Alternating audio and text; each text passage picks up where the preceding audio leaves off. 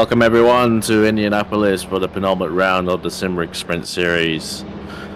It's split green and split yellow tonight. Obviously split yellow first. I am joined tonight by Glenn Germain on the cameras, and we've got Brent Sykes in the co-commentary. Brent, how are we going tonight? Very good, Cam.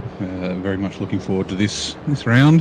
We had a great round last week at Red Bull Ring, and yeah, it's good to jump across the pond and drive another American track. Yep, one of 4 American tracks we got on the calendar, I believe, and the boys are just coming out now for qualifying, boys and girls. Just to run through the format that we got this weekend. So qualifying is going to be 12 minutes. Obviously quite a long pit exit as they run down to T1 here at Indianapolis. Race will be a full 60 minutes with a mandatory pit stop, 1 mandatory stop, and only requirement for fuel as well. No fixed fueling time as well. So free reign on strategy. I dare say it's going to be a probably a small top up of fuel, if anything. Yeah, definitely. With the length of the pit lane here, I think it's about 75-ish seconds if you're going to take fuel. If you're going to take tyres. You can obviously save about 25-26 seconds if you just take the minimum 1 litre of fuel. But Indianapolis isn't known to be a high grip surface, so yeah, lasting on the tyres for a whole hour may be a little bit difficult, and I guess we'll just have to see if guys are willing to make give up the 25 seconds, and if they can catch up throughout the rest of the race. Yep, going to be pretty brutal out there. They've got 22 ambient and 29 track, so not exactly a cool attempt, but we'll see what comes on race day as well. As we'll see everyone getting their sort of first exploratory laps out there, and obviously on their first timed. Jeremy Zeri here in the Starlight BMW. His teammate Matthew Spinazzi is going well in the championship, currently leading silver by I believe 229 points, but dare say that says he should be really in the pro class, seeing that he's coming second overall in the championship, only 62 points behind Mitch Hobbs, who is leading the overall pro standings. Harsh Kumar out there, currently 30 points ahead of Buskovas, and Paul Kranich on 88 points, 4 points over Glenn Taplin as well. So championship definitely not showing up, and quite a few left to be done.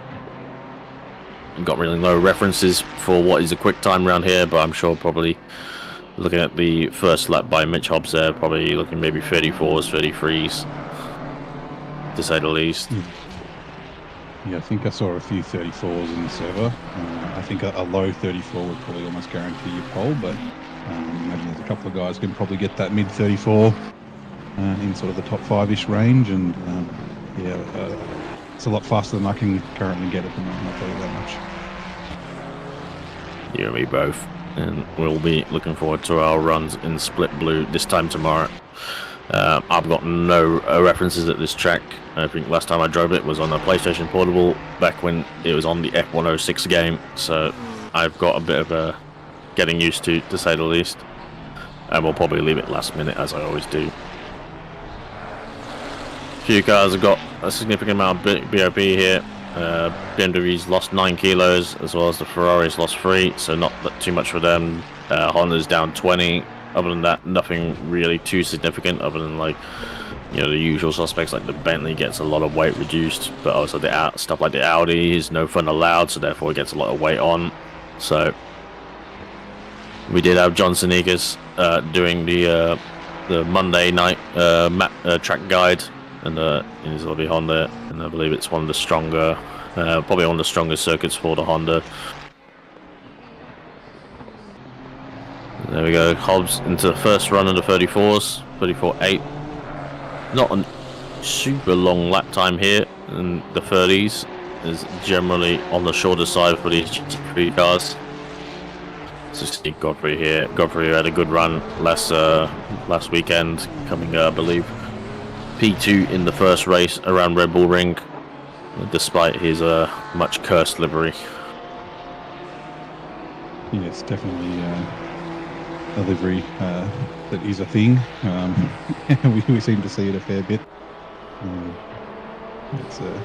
It's great to see the ideas the guys come up with, whether for good or bad, when building the liveries here at OOR.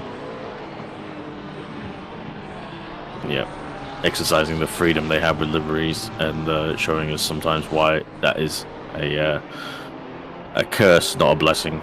That's for sure, as Glenn loves to rub it in our faces by holding on that car. But let's go to a nice livery. Here's Mike Cricky in his own Pixel Racers GTR, repping the GTR as well. -9 kilos for him here at the Indianapolis, so something, a benefit overall, but probably would want a little bit more, as we always want more weight off. We want everything in our advantage. We want our plate stacked in our favor, not anyone else's. Yeah, that's right. If it was up to the drivers, every car would have -40 kilos, and the BOP wouldn't really be a thing. Yeah, we got car BOP. Where's driver BOP? Which is a thing in some series. I believe success ballast. Making people drive with one hand behind their back, or their feet tied to their pedals or something like that. Yes. I've definitely got, I think I carried too much balance. I think I carried enough balance with me and another driver at this rate. But, some can make it work. It comes down to this awkward chicane, which I've never liked. Let us run on the banking. We run this for IndyCar and the GTs and everything. This awkward little snake, I believe they call it the snake chicane, which doesn't mean it's necessarily flowing, in my opinion. A very awkward sort of last corner, so I've got that to look forward to tomorrow. But we've got quite close times out there. So there's on the inside of that corner, there's a nice big sausage curve on the inside, which I think it's just an awkward turn to get right, and there and getting back across to the right, so you can hit this second last corner and get the power down as early as you can, and hope that you sort of committed that stage and run wide across the invalidation line and winning your lap, and you might even win the next one with another speed as well. Always very disappointing as a driver.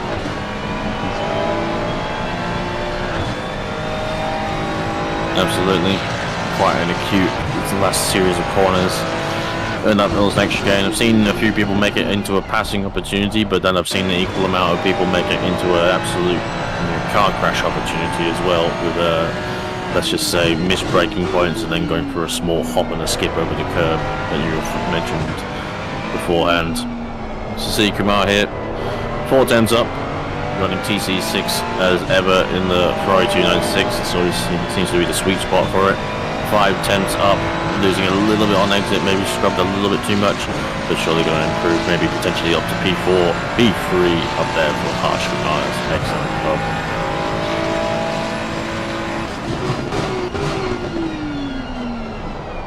I believe we do have some, not necessarily correct classifications for some of the drivers. Some of them appear to be correct, some of them maybe not so much. Spinazzi is marked as a silver driver, but I think we should consider him as a pro, seeing that he's 200 points ahead of the next silver and P2 in the championship, not far behind Hobbsy. So, well, we've classed Spinazzi as pretty much as a pro this whole time. He's performing very well throughout the season. Showing great points in the places that he gets in both qualifying and the race. But yeah, we'll try our best to make sure that we're building the right classes for all the cars. Some people might have an unexpected promotion on the stream.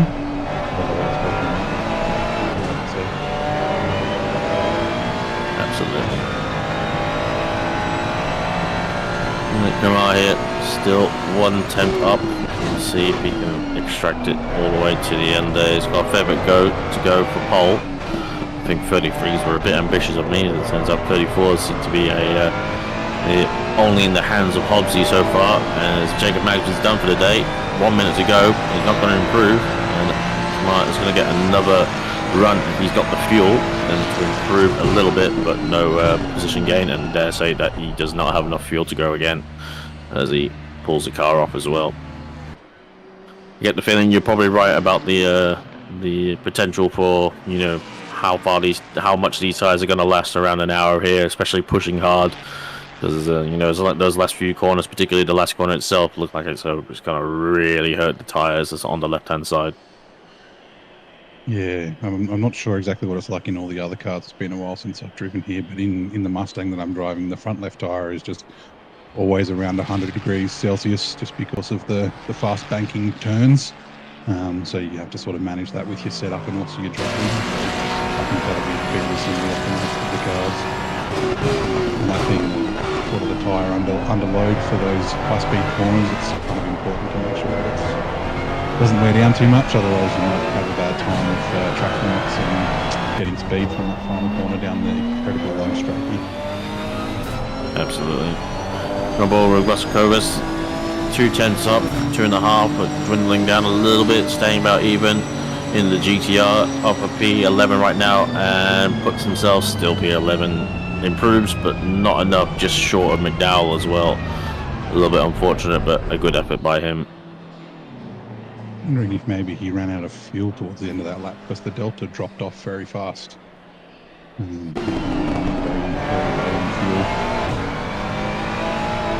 Yeah, 10th up through the S's, looking to improve his time and really stamp that pole position.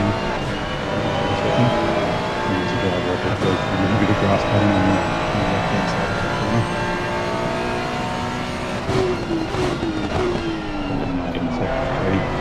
Corner again. See how he goes, if he can gain any time through the last 2 kilometres of the top of that. Had a little bit of a swap, a little bit of a correction at the apex and lost a lot of time. He's going to be up a little bit, but whether it's going to be enough to improve, whether he needs to improve at all, and he goes at 34.7. I'll pretty much round it up to an 8. But that's going to be, I believe, pole for Mitch Hobbs there, as he has done for most of the season for the race here at Indianapolis. Yep, Stan Buscago, you called it right, out of fuel at the very end there. Understands the little jink that he gave after the line. There was a little bit of frustration. Yeah, he was had the green Delta going, and I've done similar things before, and it's it's a little bit embarrassing, but also at the same time, you're sort of kicking yourself that you could have improved. But yeah, he's still got an hour to go, and P11's a very decent position to start from. So we'll have to see how he goes.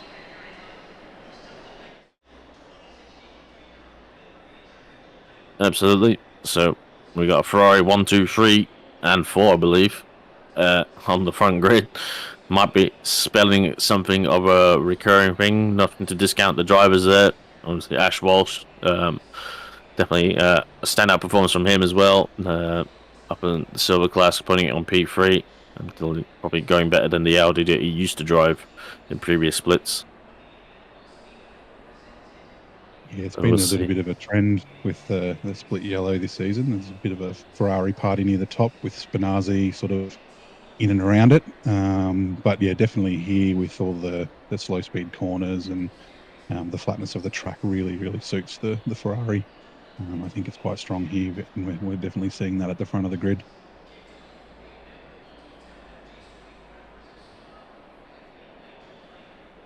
Yeah, absolutely. As we'll go for a grid walk shortly. All do we now, actually. What's it?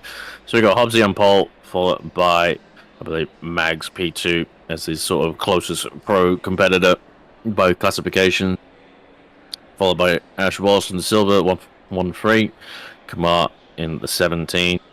Spinazzi, the first of the non-Ferraris, followed by Slade. We've seen how good Slade has been in the last few races, especially around Red Bull Ring.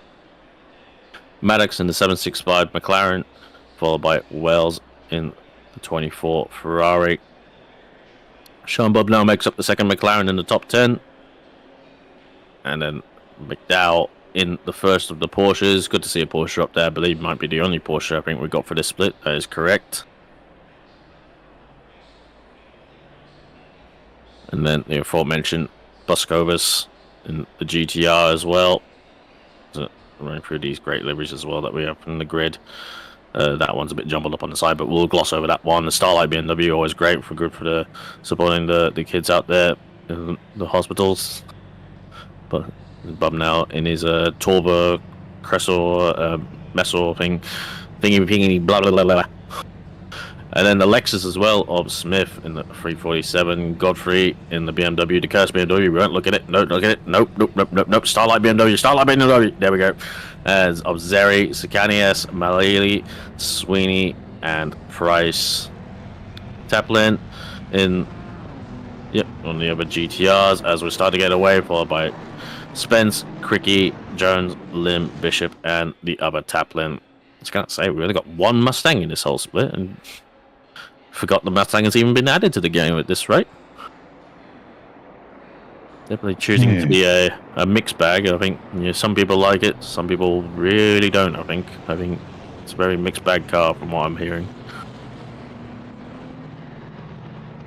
Yeah, it's definitely a different car to drive compared to some other cars. Might just be a difference in driving style of what people are used to.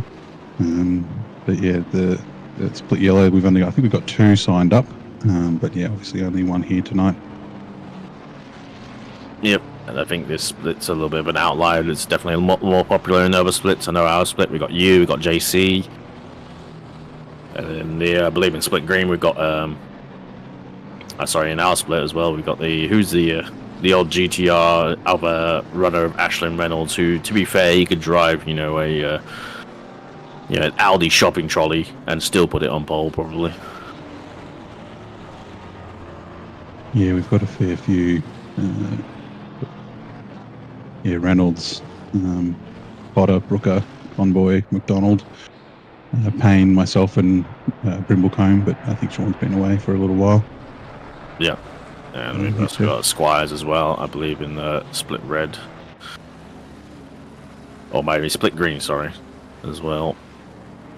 But it is Ferrari split for split yellow for Maranello as they start to go double file through the last little sequence, the last little awkward corners, and then onto the straight. Early double file as the I'm sure the race director wants to make sure this all goes on smoothly. T1, we'll see what D1 produces.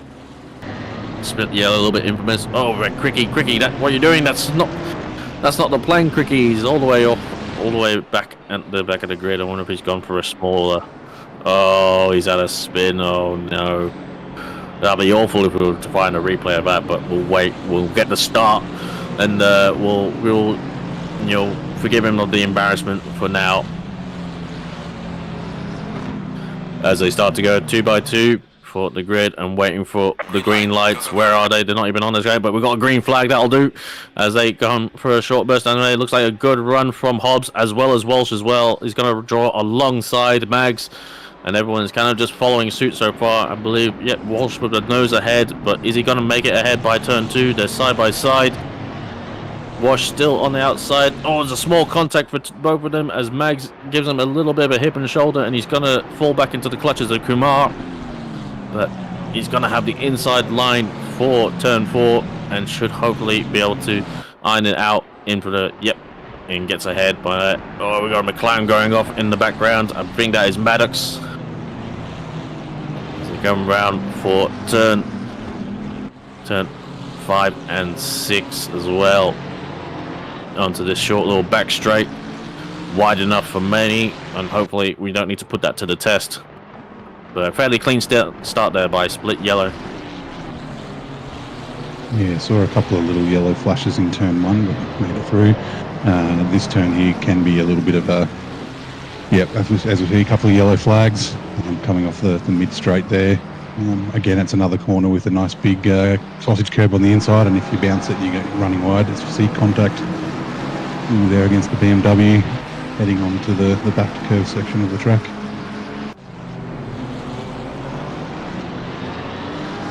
Absolutely. And I believe we saw two of the Ferraris. There's a car going straight on or through the barriers, and hopefully he hasn't found someone. I think he has.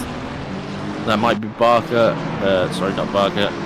88, Nick Jones, I believe. Not too certain on that one. It looked like it was two black Ferraris. Yes, it was Jones. I'm not too sure who he caught. It might have been the 446 of Malili as well, as he went skating straight across the last corner and straight into the side. And I'm sure there'll be a steward's number called out for that one. Yeah, we sort of talked about it during the qualifying session. It's easy to sort of outbrake yourself, and yeah, curbs and sharp corners don't necessarily mix. Absolutely not. There's Mags here under threat a little bit from Walsh, as we did see, yeah, on the first lap Slade did get ahead of Kumar as they were all sort of jockeying, fighting for a position. Spinazzi hasn't really, I believe, lost one position to Slade as well, so Slade up 2 positions. So other than that, not too much shuffling around. Obviously Maddox probably one of the biggest losers on the start lap, dropped down to P10, but overall it's not too bad. If you just lose a few positions, it could be a lot worse, that's for sure.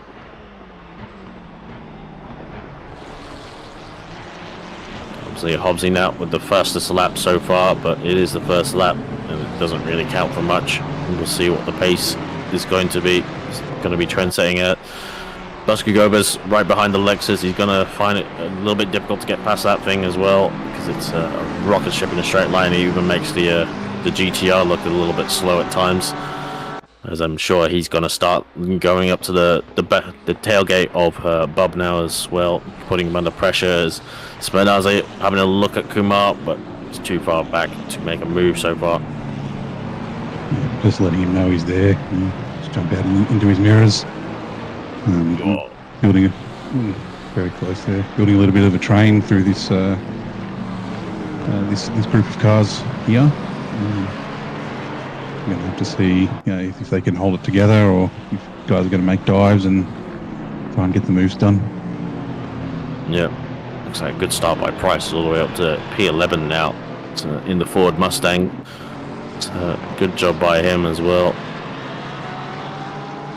Buscagoba's looking a little bit impatient here. He does have the run as well. Got a little bit of slipstream. He's going to look down the inside. Just brake later. Oh no, it's not that easy as so. And Lex gets stopped. And he doesn't go for the move. That was a good opportunity then. Could have forced the issue a little bit, but he played it safe.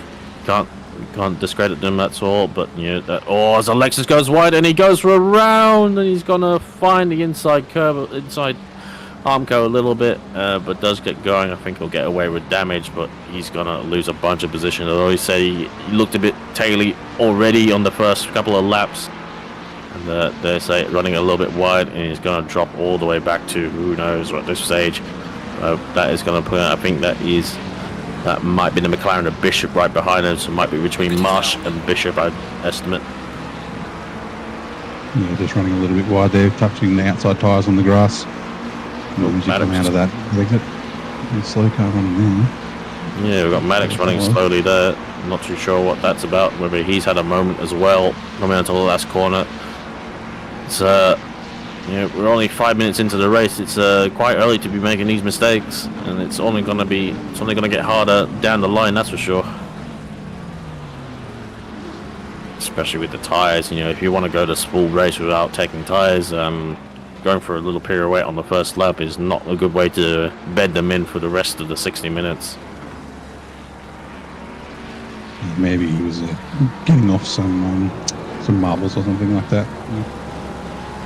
Yeah, potentially. I think we saw the Lexus just go a little bit just too wide, and we've seen a few cars now. We saw it with when we were running on board with Hobbsy. If you go a little bit wide, you kind of it is a slight curve to the right, and you just ground out on the curve and just get led out onto the grass. Yeah, and it's one of those corners, so of course it leads onto a fast speed, full throttle section. You really want to get that exit right getting early on the throttle or as early as you can and letting the car run wide. But yeah, touching the grass doesn't work out too well. And there's a lot of corners here at Indy that sort of, I guess, beckon you to run across the grass, and you'll actually find you get a lot of tyre pressure loss. So over a whole stint, once he goes into the pits there. Oh, nearly went into the tyre bundle. He locked up on the way in, so I mean maybe his tyres are gone, or he's going for the early stop, trying a bit of an undercut, get some clean air, which might not be a bad idea, to be honest. Down the very long peak straight. Definitely not what we normally see from Maddox. We know he's a shrewd operator. But yeah, leaving a big set of 11s as well on the way in, which is something you don't usually see. He must have come from a lockup, because I don't know how else he could have produced them other than an excessive downshift, that's for sure. But yeah, a little bit weird to see. Yeah. Oh.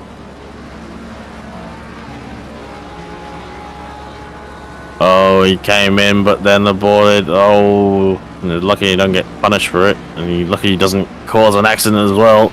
He did. So, I think what's happened is he's gone to go into the pits, but the pit window, the pits don't open for 5 minutes, so it wouldn't have taken his mandatory stop. But yeah, so he's had to stay out. Did notice there that his pit stop was about 3 seconds, so he's just taken fuel, hasn't taken tyres, which makes sense because he's only a few laps into the race. But yeah, he's going to have to stick on those tyres for the 52 minutes remaining. You did see him have a little bit of a not ideal first lap to the race, losing a few positions, and felt he was probably being held up, so he may have been thinking about doing the undercut, just trying to get in clear air and go at his own speed, which is valid enough, but that's not, I dare say that undercut's not going to work, seems that he already lost the time on his first attempt at the pits, and then the second attempt, let's just say less than optimal. But we don't need him to, I'm sure he knows that himself, we don't need to tell him that, as Hobbsy is gallivanting away in 3.3 seconds ahead of Mags as well. It's really race to lose so far from Hobbsy. But we'll see what goes on. 50 minutes still have to go. We've got a yellow flag out there. There's 165, I believe that is Sean Bubb now. That's not too sure what's happened then, but he's gone for he was stopped, I believe, at turn 4. And he's fallen back into the clutches of Bishop, I believe, in the blue McLaren there of 89. So something's gone wrong. Maybe I think we saw 29 as well going slowly briefly. So we'll see if we can try and catch up on what happened there.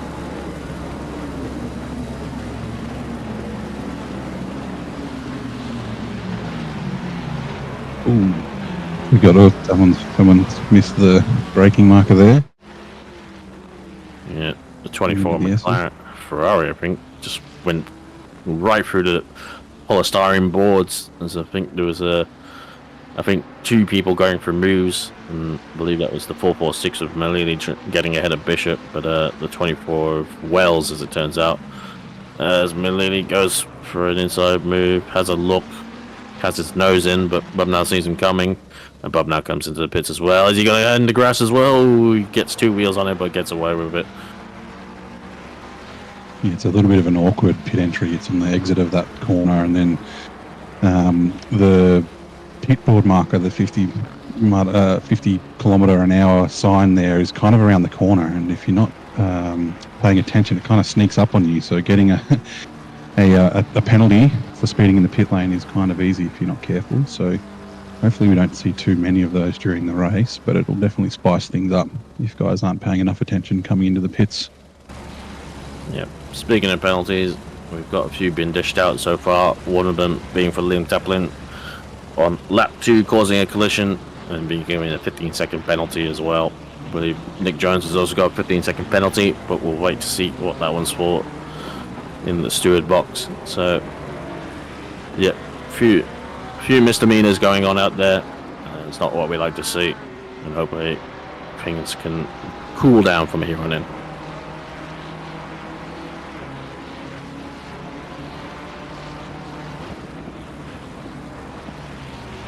You're just on board here, watching Slade. He's in a little bit of no man's land at the moment. I think he's one of the drivers who've had difficulty with the classes with the liveries. He's running the AF Corsa instead of his regular, I think it's a KA Motorsport livery that he runs. But yeah, he's got a few seconds ahead and a few seconds behind. I mean, at least it's for the right car. It doesn't look like a congealed mess. That's right. It's one of the out-of-the-box liveries by the looks of it, and still looks all right. Got Mags and Walsh still battling along up in P2 and 3. Walsh has been very close to him for most of this race. Not being able to find any opportunities for a pass, but he'll be there in case Mags makes a mistake, which is very easy to do here. Yeah, Walsh definitely looks like he's got the speed today. As Buscobus gets a 15-second penalty for causing a collision on lap 6. I wonder if that was what we may have seen as what happened to Sean Bubb now. I'm sure some of the Kovacs boys in chat can probably report to that. Thank you to everyone here in chat as ever. And yeah, we all appreciate you being here. Hit the like button. We do appreciate it. Every little bit helps. And, obviously looking forward to split green later tonight and split blue and red tomorrow, followed by our NA split. As we got a replay here of Busker Kobas. So he's going to have a look down the inside, but it's a little bit too little too late, and it hits Bob now and goes around. And yeah, I think I agree with the stewards on that one. Just coming in a little bit too hard and fast, and wasn't really alongside by the corner. Yeah, a little bit of an awkward corner there, turn 4. The braking zone isn't really straight, and you have to trail brake into it, and it's kind of easy to carry a little bit too much speed. And unfortunately, that happened while there was a car in front of him, and he's just giving him a little turn. Yeah, unfortunate for that for Buscobas. It's going well, hoping to close down the gap to Kumar, who is showing as a pro right now. I'm not too sure if that one is correct or not, but was formerly Pro-Am and leading that championship. As we've got Zeri here just ahead of Sweeney. Sweeney looking good in the Mercedes. Great to see a Mercedes up there. I mean, I'm a bit of a fan of the three-pointed start, but not too many of them being driven these days. And Sweeney, shout, someone wanted to see him in chat, going strong here, and apparently was very complimentary of the AMG as well, and according to the people in chat and from his practice sessions. Does hold the lap record around here in real life for this configuration. It's in the hands of Raffaele Marcello back when he drove the Mercedes of a 22.4. But that said, though, that's actually not this configuration because it cuts out that little sort of a U-bend in turn 5 and 6. So turn 6, yes. So they run a little bit of different configuration there on the 88 hour.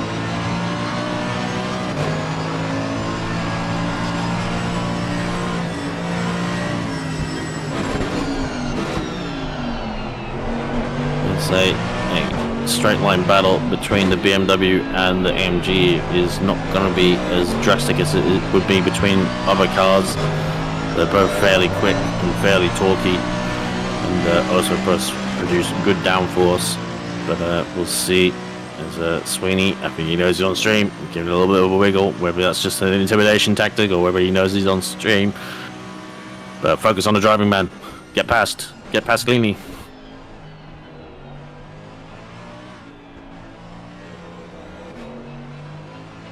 Good runs here through turns 1, 2, and 3, and to turn 4, the awkward sort of like, trail braking corner. Managed to, you can veer it off a little bit to straight line the braking, turn through turn 5, and then now turn 6. So long, lazy left-hander. Also kind of veer off as well to kind of get a good entry for turn 7, with the widest exit in the world on this sort of runway that is down to turn 8. Yeah, I think I remember the first couple of laps I did here. I didn't actually realise that the exit on the corner was that wide, because there's a solid line down the track where you think that the track width might be, but there's a whole extra, what seems like 2 or 3 lanes that you can take and really get that exit speed out of turn 7 and all the way down the straight. Yep, that's a good run. And yeah, it's just kind of not close enough, but it's a bit deep from Zeri. This is the opportunity. It's going to be on the right-hand side, but it is going to be outside for the next corner. Can he try the undercut swap and hopefully compromise the exit of Zeri? He's going to be closer for this run down to the straight, but whether he can get closer in the draft, we'll see.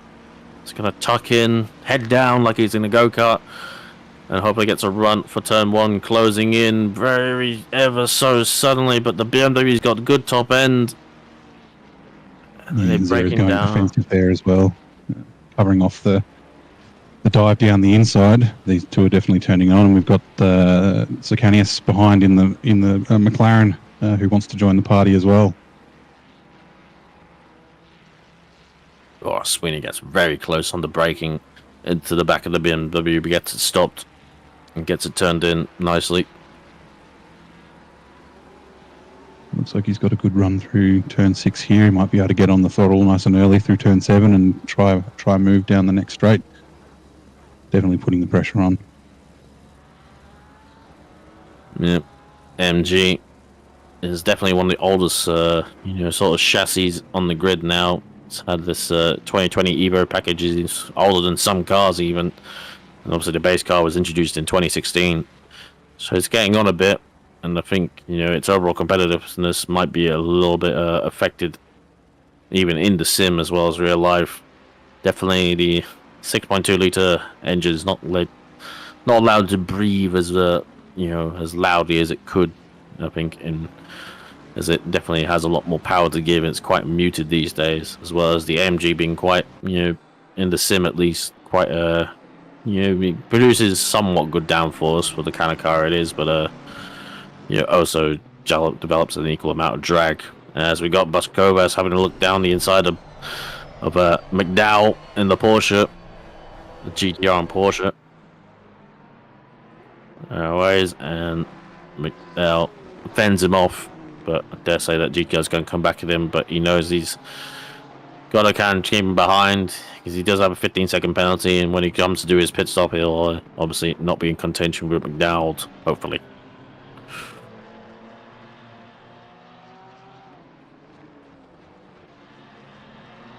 Weird side damage there on the right side for McDowell. Oh, as Buskovas gets a little bit squirrely on exit in the GTR, and he's got Godfrey behind him as well in the Honda. Definitely an interesting bunch of cars here. Mustang by Porsche, by GTR, by Honda. It's not what we normally used to seeing. So Price leads him in the Mustang. Hopefully I can get direction change. I think that's one thing I think a lot of people struggle with that. With the Mustang, can't say I've driven it yet, but definitely how it's inherited all the traits of a front-engined, front-mounted car. It's an overall rotation of the chassis is not the easiest, but definitely has some grunt down the straights, that's for sure. Yeah, you think you should be able to hold off the Porsche unless they get very close with a fairly decent top speed. The Porsche, unfortunately, not known for its high speed down the long straights. Very good out of the exit as we see Sweeney coming to the pits where he's stopped. Yep. Looks like he's going to be going for the undercut. See if that can work out. Probably be taking the bare minimum fuel that was needed. That's what I imagine, to shorten the stop as much as possible. It does mean that most people will be running pretty much almost probably on the heavier side from the start. It is a little bit rough, but the less amount you pit stop if you're not taking tires and it's not fixed fuel rate. It's only dictated by how much fuel you put in. So the less you put in, the less shorter time you're standing still. It's definitely bunching up a little bit behind Price. I mean, he's doing a good job out there, but definitely doesn't look like he has the grip of the Porsche at the very least. The Porsche is arguably the fast, zippy wasp of the GT3 world around the sort of big snorting bull that is the Ford Mustang. Yeah, I think the low grip surface kind of exacerbates the low down torque that the Mustang has. You have to be pretty progressive on the throttle here. I'm just noticing in the background the lovely liveried Honda has been running through the grass a little bit. So we're getting to the stage. We've got contact. Oh, that's Malili last into the corner. back of Marsh, I believe. And another car kind of just caught up collaterally as Cricky comes through. That's not what we like to see. And definitely going to be some steward call-outs for that one. We didn't really catch the start of it, but we caught the end of it, that's for sure. Yeah, I'd say there's some smacks on the wrist coming for some of the cars in the next few laps from that contact. Yeah, it did look like it might be Malili into the back of Marsh there, but we shall see, and we'll let the stewards decide on what they want to do with that one. As we go back to the battle here, McDowell between Price. McDowell's he's trying to make a move on Price, but he's also got the GTR there ready to swallow him up. If he gets anything wrong. It looks like they are. I think they got Sweeney just ahead, who has done his pit stop, so he'll hopefully be trying to not get caught by these guys and not having to give up time by letting him pass, because he is down a position, let's say. But he has done his net pit stop. Yeah, I guess that's something to consider here with the short lap times combined with the long pit straight. Even if you're sort of high up in the order, you might end up being a lap down just because of the time that you spend in the pits. Then you're obviously losing time to giving away blue flags positions if you've got cars coming up behind. See the Porsche coming into the pits as well for their stop, McDowell. Looks like he's pulled it up. Yep, not a bad move to make when he's kind of in the position he was in. You see, he probably had speed over Price, but it does appear not to be the easiest track to make a move around here. You need quite a bit of overspeed and commitment, that's for sure. Let's see, Richard Wells here on the back of Malili, and Malili there, gets a penalty on that last lap for causing a collision that we caught the tail end of between him and Marsh, and 15 seconds as well. And we can see the front damage as well. He's probably got to fix come the next stop. Not great by Malili there, but hopefully he'll learn from it, and maybe have a little bit more apprehension if the move isn't on. But to be fair, we didn't catch the start of it either.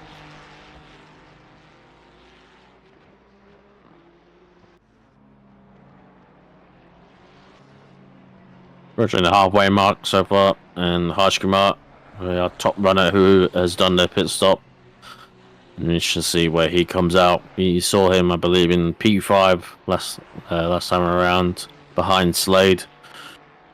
Not for a somewhat good result, and we'll see if he can stick to it. Track has come down a little bit. It's down to 27 track, so might be a little bit slightly respite for the tires, but not by a huge amount.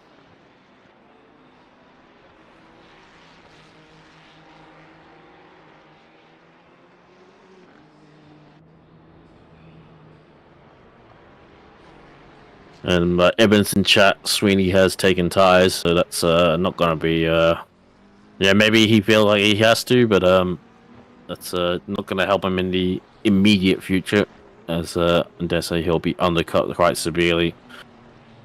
That 25 seconds that you lose by taking tires is considerable. Yeah, and, not an easy thing to get back. Over just a single-hour race, maybe if we were running a little bit longer, you could potentially get it back. But if it's going to make you more comfortable in the car, then maybe it was a better call. Just, I guess we'll just have to see where he sort of gets towards the end. Yeah, I think that's going to let Zeri off the hook, to say the least. Unless they take tires too, we'll never know. This looks like Kumar is here. Looks like on the back of the first of the non-stoppers, well, those who haven't stopped yet, of Glenn Taplin in the 58 McLaren. So this move is for position.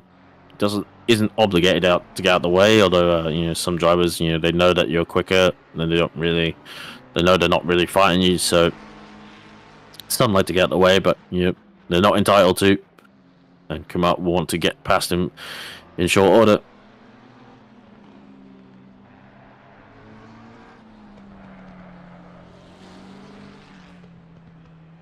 Yeah, I think Kumar's going to look to try and get past him, but Glenn being entitled to be there, he's being a bit defensive, and which is well within his right. But yeah, not able to take as much advantage from an undercut when you sort of get caught in traffic. Yeah, it's definitely proving pretty tricky for racing. We know how quick Kumar is, and let's say is a little bit quicker than Taplin, but seems like you need a big delta here to get past. If we see Price there actually just leaving his pit box in the Ford Mustang, and he'll come out. Probably we'll interested to see where he comes out relative to McDowell.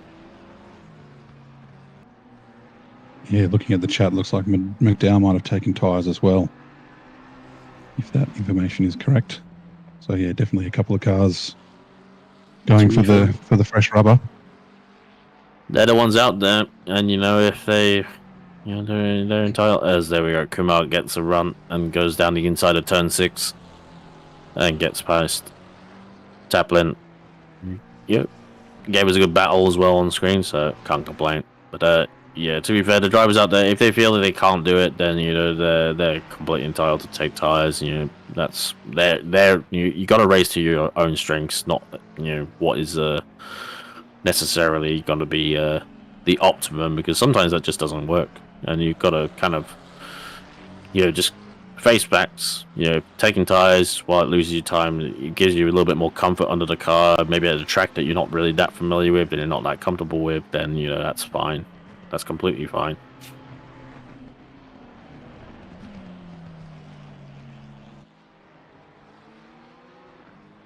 Let's say at this rate, Hobbsy will be going as long as he can on the fuel, because he probably just doesn't want to come out in traffic, if anything, which is a fair thing to do.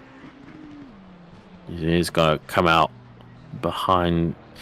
He's going to be behind Sean Bubb now, and I'm sure it is blue flags for position, so he'll get past him in short order. Capped out now to 5.3 from Mags, who now Walsh is in the pit, so we're interested to see where Walsh comes out relative to Mags, see if he can do an undercut as well. But a lot of drivers pitting around this half an hour mark.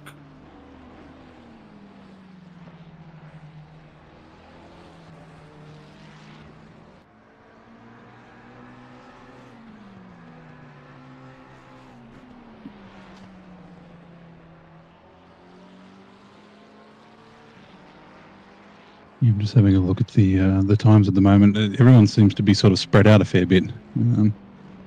Sort of settled into their race pace, and not a ton of battles going on. I think all the pit stops have sort of offset some of the grid, and yeah, it's coming up to 30 minutes halfway through the race. I'd guess that we're going to start seeing a few more cars get their stop done, and then continue on with the race. Yep. Obviously, we'll be looking to put a nail in the, this race. He didn't have the best showing last race. I think he lost a few points to Megs overall, but definitely a lot more on form for this series, this race in particular, as he does. Bob now does let him go, and I believe that is Kranich in the Red Bull McLaren. A little bit cursed at, not something you normally see, but also lets him by as well. Do a good job getting out the way. 27 and 420 in the pits. That's Harsh and Spence. Just to see where they come out. Slade has done his stop as well. The complimentary. Slade is very quick out there. Definitely still a few left to go. Spinazzi. I was hoping to see a little bit more from Spinazzi this race. We've seen him right up there all season, but maybe just the BMW, whether the track as well is just not really to his liking, or whether the Ferrari is just too strong as well for him. But looks like he hasn't been able to make much of a dent on the leading pack of Ferraris, that's for sure.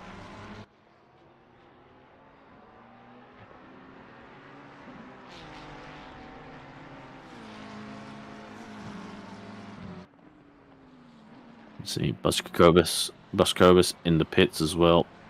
Locked the service 15 seconds first. Speaking of 15 seconds, Tony Spence is given a 15-second penalty for a collision on lap 17 as well. So I think we're seeing a few people out there, whether it's they're trying to go for overtakes, or whether they're just getting it wrong under braking behind cars. But there's not a lot of room for error, to say the least, out there.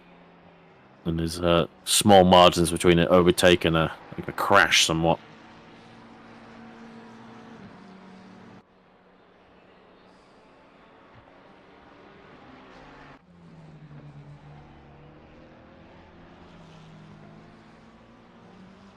This is the penultimate race of the season.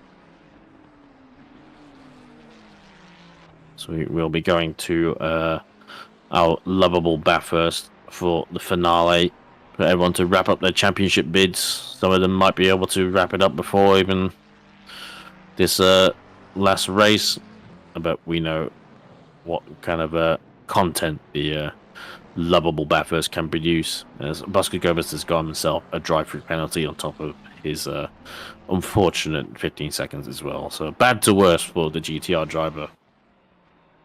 Yeah, I wonder if that's the old the pit marker board catching him by surprise. Hopefully no one's taken it out. He's on the inside, so it's probably survived. But yeah, it is unfortunate. Especially here being such a long pit lane. I think without tyre stop, it's about 50 seconds or something like that, which just seems like such a long time for a track that's only a minute 30 in your lap times. Absolutely. Yep. So next week will be the finale for Bathurst, and then we also have our Italian job. Second round is going to be on the 13th of July, the Misano 8-hour. So come join us there, whether you're driving, watching, commentating, stewarding, broadcasting even. I'm sure we'll see you there as well. Yeah, I think it's going to be quite good night race as far as I'm aware. And the last was the Misano Enduro we did was a 12-hour that ended at night, and there was rain and a lot of chaos and action going on track. So definitely something to watch if guys can get along and check it out. Yep, definitely a little bit of a lottery is Misano, and especially when you add Weber to the mix, that's for sure. Shout out to Simrigs as well, our sponsor for the series. Patrons get 5% off, and shout out to our patrons as well, and all of them that help us put the show on that we produce as well, keep the servers up as well, and help with this lovely community. Obviously, last weekend we had our race for Muller as well. Lovely 90 minutes of Nords with all the Porsches he could want, and Mr. Muller was very grateful for everyone who was around for that one. And there's a good showing from everyone, and we hope everyone's going well. Shout out to Malak as well. Overall, hope he gets better, and anyone else who's probably suffering this coughs and sniffles, if not anything worse, of this sort of more wintry side of Australia this season.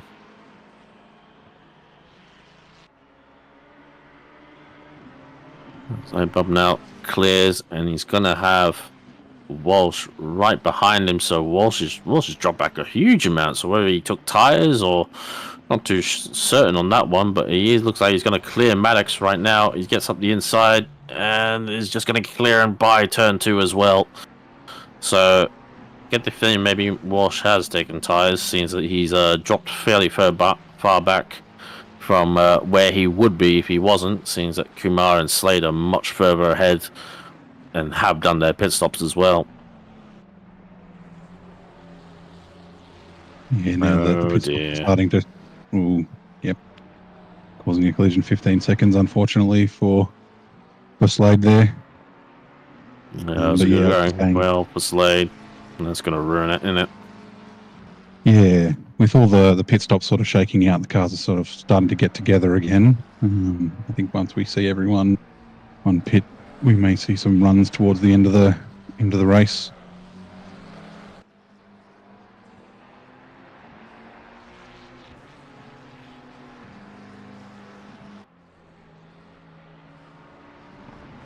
Absolutely. So as you see, Spinazzi is also in the pits, and yeah, Slade don't have to come in. He already done his stop, so he doesn't have to come in to serve that penalty, but it will be added to his final finishing position.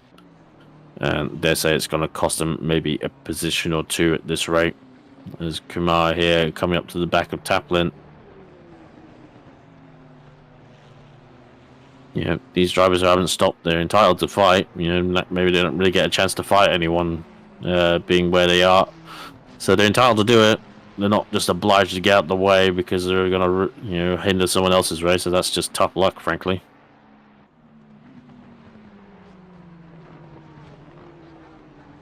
As Kamal goes up the inside with a switchback and gets it done lovely on the GTR.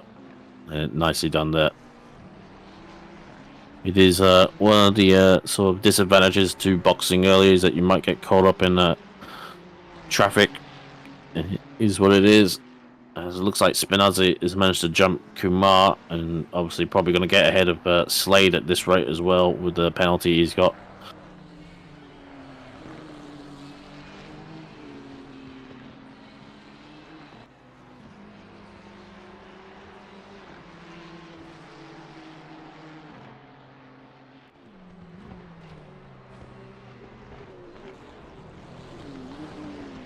Just having a look at Kumar.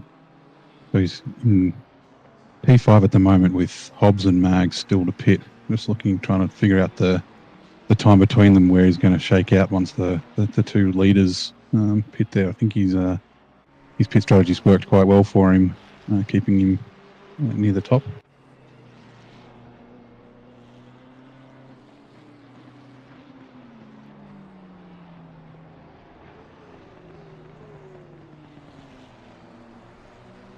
Yep, coming into the last 20 minutes of this race. Only a few pit stoppers left to go. I'm just going to see what kind of lap times some of these drivers can produce as well once they've gone through most of their tyres. Those who didn't take tyres as well. But with the fuel burn off, I find it kind of equalizes a little bit depending on the circuit. So I don't think they're going to lose too much pace. And obviously those have been conservative as well on their tyres, not taking too much out of them, not necessarily you know, scraping you know, scrubbing them too much, particularly on the first few laps where they need to find their right temperatures and bed them in. And Hobbs and Hobbsy and Mags not looking to pit so far, probably going as long as they can to clear most of the traffic, but I think they're going to be clearing most of everyone right now as there's very few people left to pit.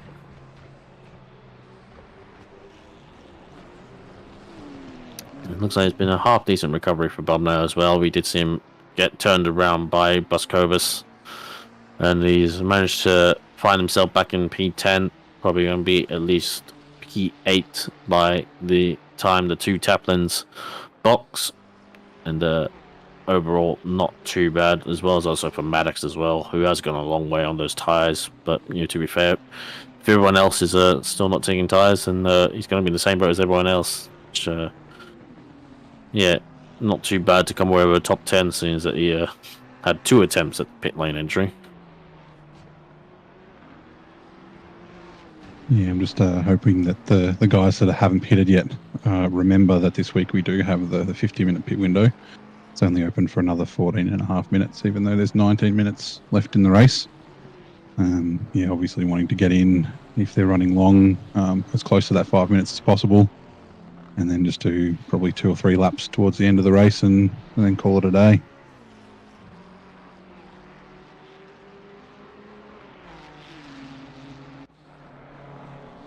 Absolutely.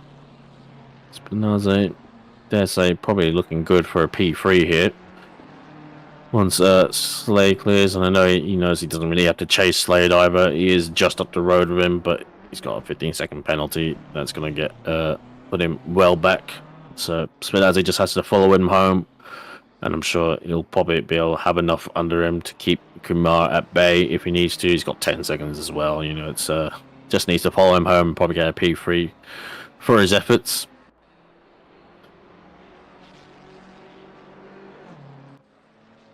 Wonder how late Hobbsy and Mags are going to leave this.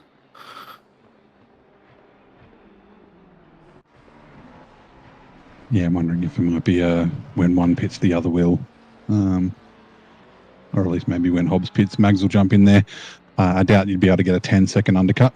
But again, I don't see them taking tyres. But if you did, obviously that's going to close up. But I'd say they'll just continue on with what they've got and finish the race out on the set they started with. Yeah, a little bit of a scrappy lap there from Mags. I think he did a 37 last lap. 36.3 for Hobbs. So yeah, kind of equalising their pace overall. Not really doing best, out and out best lap times they could be doing, but they don't really need to as well. Just got to make sure these tyres get to the end.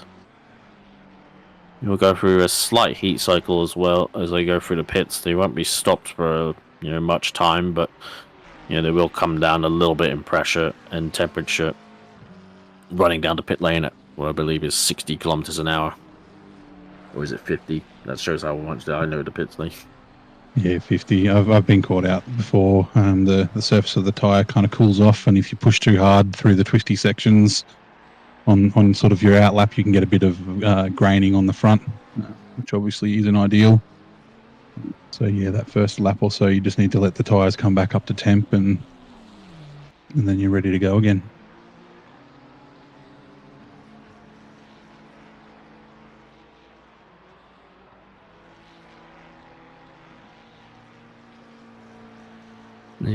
So McDowell and Godfrey cleared Price in the pit stops, and obviously Buskakovas fell back considerably, back down to P22 now in the GTR. So not good for their overall positions in the championship. Godfrey looking good there in the Pro-Am, second Pro-Am overall behind Slade. They say Slade probably needs at least a silver promotion based on the speed he has shown, but there we go. Been bumped to pro, there we go. So, yep, Slade with the pro promotion. Definitely, I think there's a few to be shuffled around come next season at the very least. Yeah, there's definitely some drivers who have been driving ahead of their class, putting in the effort and getting the results that will earn them a promotion for next season.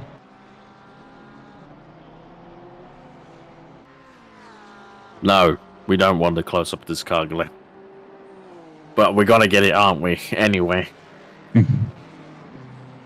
It's a rhetorical question from you, isn't it? Oh, Glenn, why? Why? Oh, dear. Oh, dear. Oh, good, something else.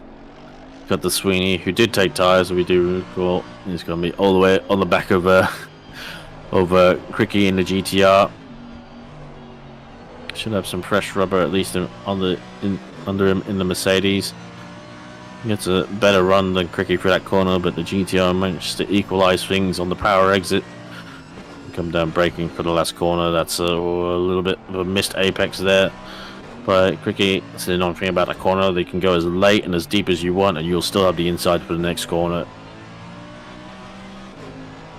As they get the run down to the back straight, or to the front straight, I should say. Indianapolis, going the opposite way that they normally do at the Indy 500. A glorious spectacle when the Indy 500 does do its thing around here. Definitely not doing the speeds that we're doing, that's for sure. Cricky doing a good job there out in the GTR, holding off Sweeney for now.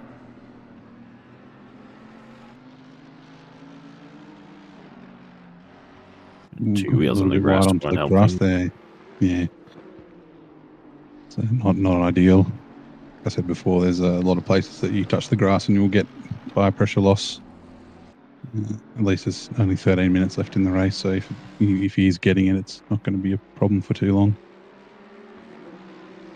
Yeah, I think a lot of people have opinions on why some tracks work and why some don't. I think it does come down to what car's running and everything, but my philosophy is a bit of elevation makes a kind of adds to how good a track is, whether that's good for driving or good for racing overall. But definitely we're pretty void of any elevation here, bar for a little brief stint on the banking. This is all we get here, and that's barely in elevation at all, as we don't even get to run on the banking because of this awkward little chicane at the end here.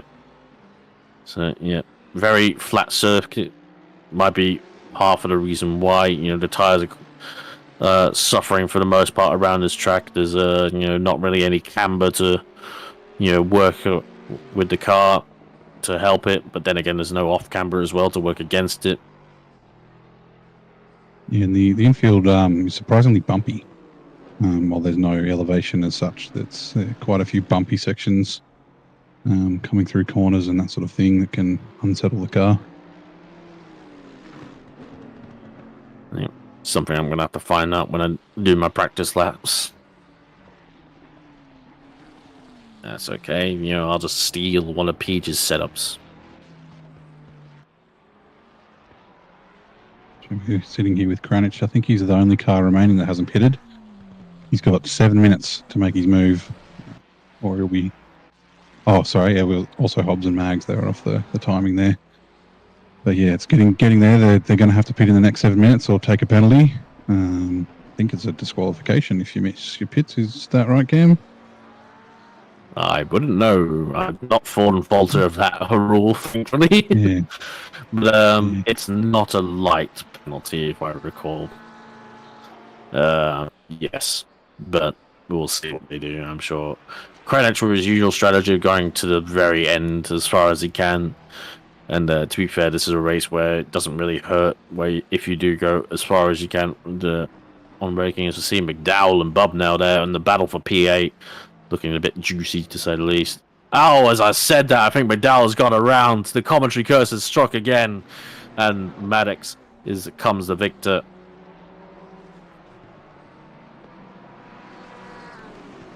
Oh dear, oh dear, oh dear. I'm not sure if there was contact involved with that. Oh, McDowell looking a little bit squirrely in the Porsche. He might be on the same tires as he has been all race. I believe he has, as he didn't lose out like in the same way that Dom Smith did.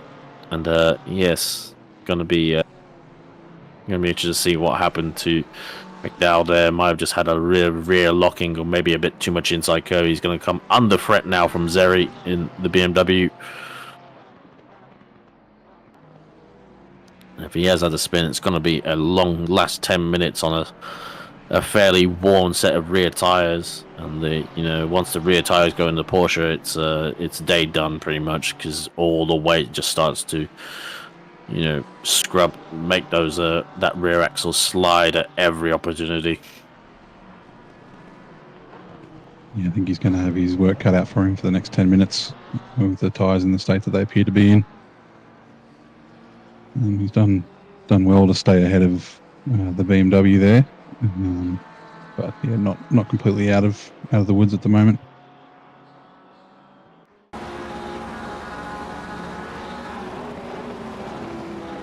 A bit of a late lunge, does kind of Bob now gives him the space, and he gets up on the inside curb and just gets a bounce and goes around. So I think that'll be a play on if anyone did call that to the stewards. It was a bit of a late lunge. Bob now saw him come and gave him space, but he kind of went on the curve of his own volition. That's unfortunate for him, as Hobbsy finally comes in to do his mandatory 51 minutes into the race. Will come out on the pit exit. Hopefully he hasn't done anything wrong. Otherwise it's going to be throwing the race to Mr. Mags, to say the least. But it looks like he's done everything he needs to, and it's going to have a well-commanding lead so far. And to put into perspective, Slade, who's the next car for position behind him, is 53 seconds, and he just crossed the start-finish line. That's how far Hobbs is right now. It's been a very commanding race from Hobbs. So Spinazzi is right on the back as well of Slade. Maybe hampering his progress a little bit. Sorry to interrupt you, Brent. No, I was just saying, yeah, Hobbs and also Mags, even though he's a bit off Hobbs, both those two drivers have sort of gapped the rest of the field, managing to wrangle their Ferraris around the incredibly slippery and Indianapolis circuit. Yeah, absolutely no discredit to the Ferrari drivers out there, but maybe a few more kilos there. We do know how good the Ferrari is in race pace. You know, it's generally not. If it's good in qualifying, it's, dare say, even better in the race because it's just been such a good race car. It's good on tires. It's very good on fuel as well. You know, it doesn't have to carry much fuel, which means uses less fuel, which means that you don't have to carry as much fuel, and then it means less weight, and that means you don't use the tires as much, and it just all helps overall.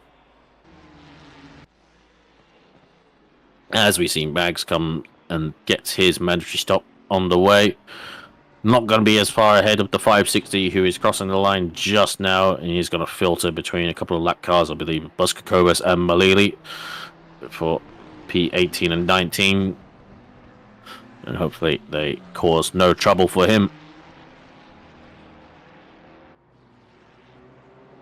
But yeah, commanding job done by Hobbs and Mags, just doing their own thing. I think Mags would have wanted the gap to be a little bit closer than it need be for his championship bid, but we know what Hobbs is like. He's just, he's got a quick reputation for a reason. No discredit to Mr. Mags.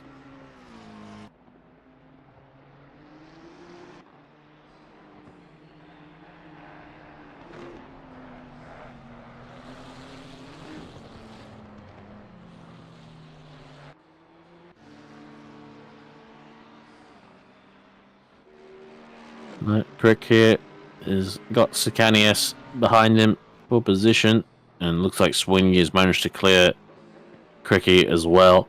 So wasn't able to fend him off just towards the end, but valiant effort. Cricky, we know you're that quick, mate, but you're not pro quick, and so that classification, that class leaderboard is not correct. As Sicanius has a look down the inside, a little bit of a feint move, and it wasn't really alongside. But yes, Cricky, I believe should be pro-am, not a pro at this rate. Maybe Cricky to pro, hashtag will make it trend. Yeah, he's getting a fair bit of pressure here from Sicanius, right on the rear bumper of that GTR. Coming down the straight. I don't think he's got enough run on him to make a move down into the S's. Kranich just gets their pit stop done as well before the pit window ends. Sorry, Brent, continue. Yeah, it was 19 seconds to spare for Kranich. He's timed it almost perfectly. The battle continues into Sector 3. Not the greatest run. I don't think he's got enough to make a dive. If it's going to a dive down into this corners, it'd be a very big send if he did try. But yeah, again, just feel the mirrors, hope for a mistake. See if you can't get a better exit and make a move coming into one of the slower corners. Yes, we've seen a few sends into turn 13s, but I don't think there were necessarily overtakes, unfortunately. As everyone completes their mandatory stops, a few penalties left to serve as well. They'll be added onto their end times. And yes, Spinazzi will probably like to get ahead of Slade and just, maybe flex what he can do in the BMW a little bit in terms of speed, but knows he doesn't have to, and he can just afford to sit behind him the whole way. And it's definitely not under threat from Kamar as well.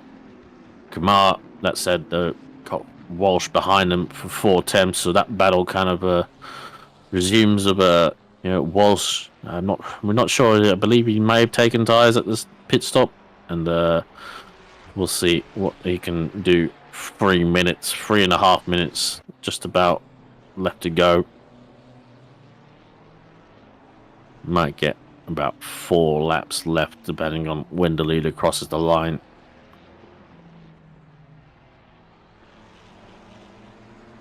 Getting some. Yeah, Walsh really on the turn of pace. I'm not too certain if he's... I've unfortunately been commentating this split for a while. But I'm not sure whether he was in the split before driving his Audi. I can tell it's his Audi livery on the Ferrari. But whether he's just a recent adoption of the Ferrari is, kind of just been more to his likings. But it's shown a real turn of speed as Walsh here. Yeah, it's all the Ferraris kind of merge into one in the split. We've got so many of them. I don't remember if he's been in the Audi or not. Someone in chat might be able to let us know, but he's definitely doing very well in the Ferrari. It seems to be suiting him here with that extra pace. Yeah, all over the back of Kumar here, so going to be one to watch to the end here. So it gets closer and closer, but equal machinery, so not going to be much of an advantage down the straights, to say the least. But probably got the fresher rubber somewhat. She just needs to keep it clean and get close enough. But Kumar's doing everything correct so far. He's kind of just taking his lines and not really kind of, going off or making mistakes. I think, mistakes seem to be the big invite to the overtakes here. And definitely one to watch. It gets close on the brakes, but I think goes a little bit wide as well at turn 1, compromises the exit for turn 2. You see Kumar pull about 2 car lengths on the exit there. Naturally, as how the acceleration works, gets a little bit closer, but definitely doesn't look planted there in the Ferrari. He did take tires. He probably did take tires, but they won't be at their freshest by now. So we know how abrasive this track has been. Fortunately, Paul Kranich gets a 10-second penalty for causing a collision on lap 34. So, oh dear, oh dear, oh dear. Not good, to say the least. So coming into the last few minutes of this race, don't go anywhere. We'll have split green, probably with Jean-Pierre Sneakers, myself, and Mike Crick to read out split green and the championship for the green squad. Should be a good race. Hopefully maybe some weather can spice things up a little bit. No offense, split the yellow, but it's been a bit dull. But is proving quite a difficult track to get overtakes done.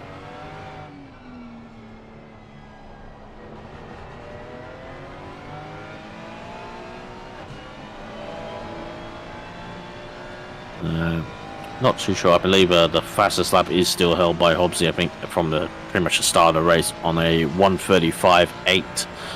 But probably still doing around mid-36s right now, I wager. So Kumar blocks them off. This is being, the start-finish straight isn't really long enough to get a real slipstream going, when especially in equal cars. And it gets there a little bit too little, too late. Coming into turn 4, a little bit tighter line from Walsh, has the grip underneath him, but good exit by Kumar. Kumar's doing everything right now. He isn't going wide, he's kind of just doing his lines, placing the car where he needs to place it, but also not overly defending, not defending fresher necessarily. As we jump on Hobbs to cross the final lap, and he is going to take out split yellows round 6 here at Indianapolis in dominant form over Mags, who will be crossing the finish line in short order. But exemplary performance from Hobbs there. Nothing, couldn't have done anything better. So there's 16 seconds over Mags even. Incredible pace.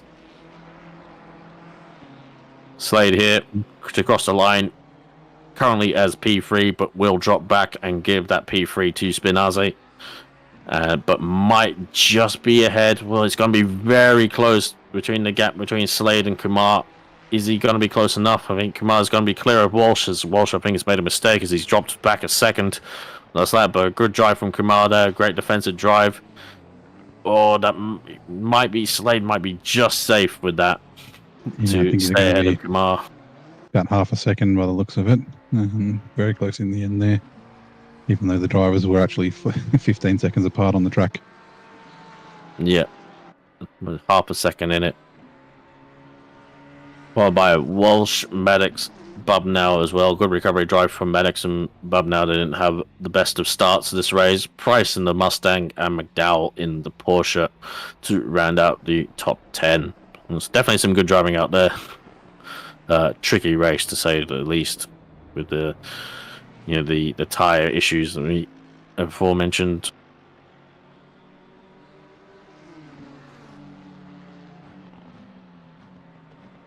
Who would you put down as your driver of the day so far, Mr. Sykes? I think it's a bit hard to look past Hobbsy. Just a sort of dominant effort, as he's been showing quite often this season. Didn't really put a foot wrong, and very good strategy, and made it all the way to the end with time to spare. Yeah, definitely hard to look past. I'll give it to Bubnow, seeing that he was taken out at the start, but did got all the way to the end and still recovered what will be a P8 on that position, and did a good recovery job. As we'll wait as the session forwards over, and then we'll read out the classifications.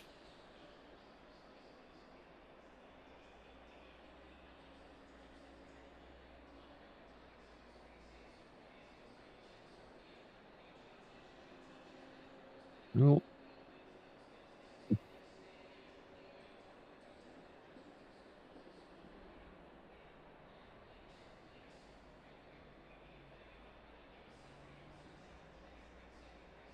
There we go.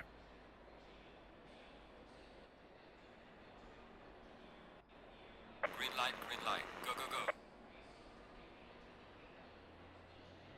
Yep, so we'll just go for the top 10. So it was Hobbsy, followed by Mags, Spinazi. Slade keeps his P4 with his penalty, followed by Kumar, Walsh, Maddox, Bubnow, Price, and McDowell to round up the top 10. Don't go anywhere. We'll be right back with Split Green. Thank you to Brent Sykes. Been a great co-commentator, and we'll shortly be joined by Jean-Pierre Sneakers and Mike Cricky in due course. We'll have a short interlude.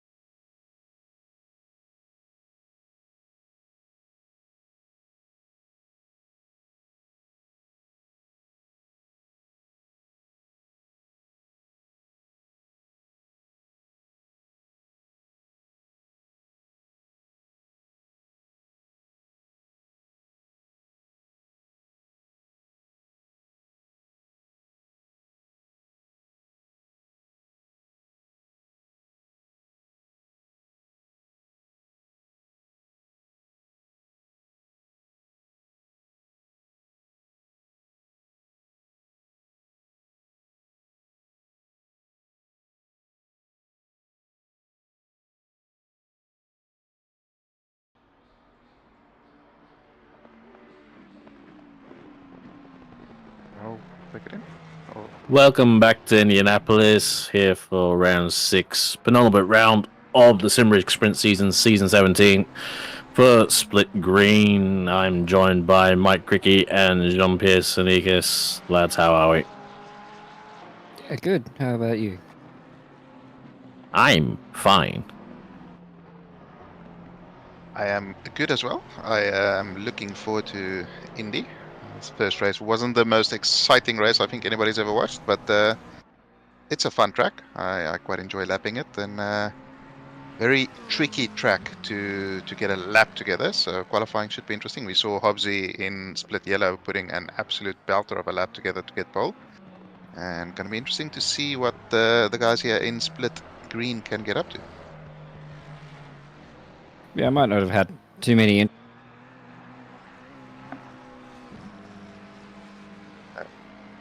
It's this button again. Oh.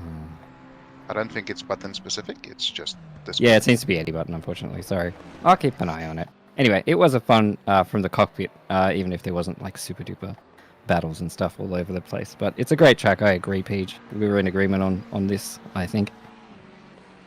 I think that's 2 tracks now that we agree on, so that's a couple of steps forward, I guess. Yeah, I mean, I can see why people dislike it, but I don't know. I feel like some of the criticism that the track gets is not entirely warranted. Apart from the slidiness, I will cop that. It is way too slidey. But what do we? It could be a lot better. Yeah, I mean, it could be, but Let us run on the banking. you do twice, although one of it's a straight, but still. Look, what do if we? the track doesn't have elevation, it's rubbish, frankly. Yeah, Mazzana doesn't have elevation. It's Yes, quite a good rubbish. track. Silverstone doesn't have much elevation. Great track. It has more elevation than this. Yeah, not that much. You go down from Stowe a little bit, and that's about it. That's elevation. And you go up onto the banking here. That's elevation, technically. Anyway, what do we reckon for a pole prediction here? I was pretty spot on with my split yellow one. So what do we reckon for split green?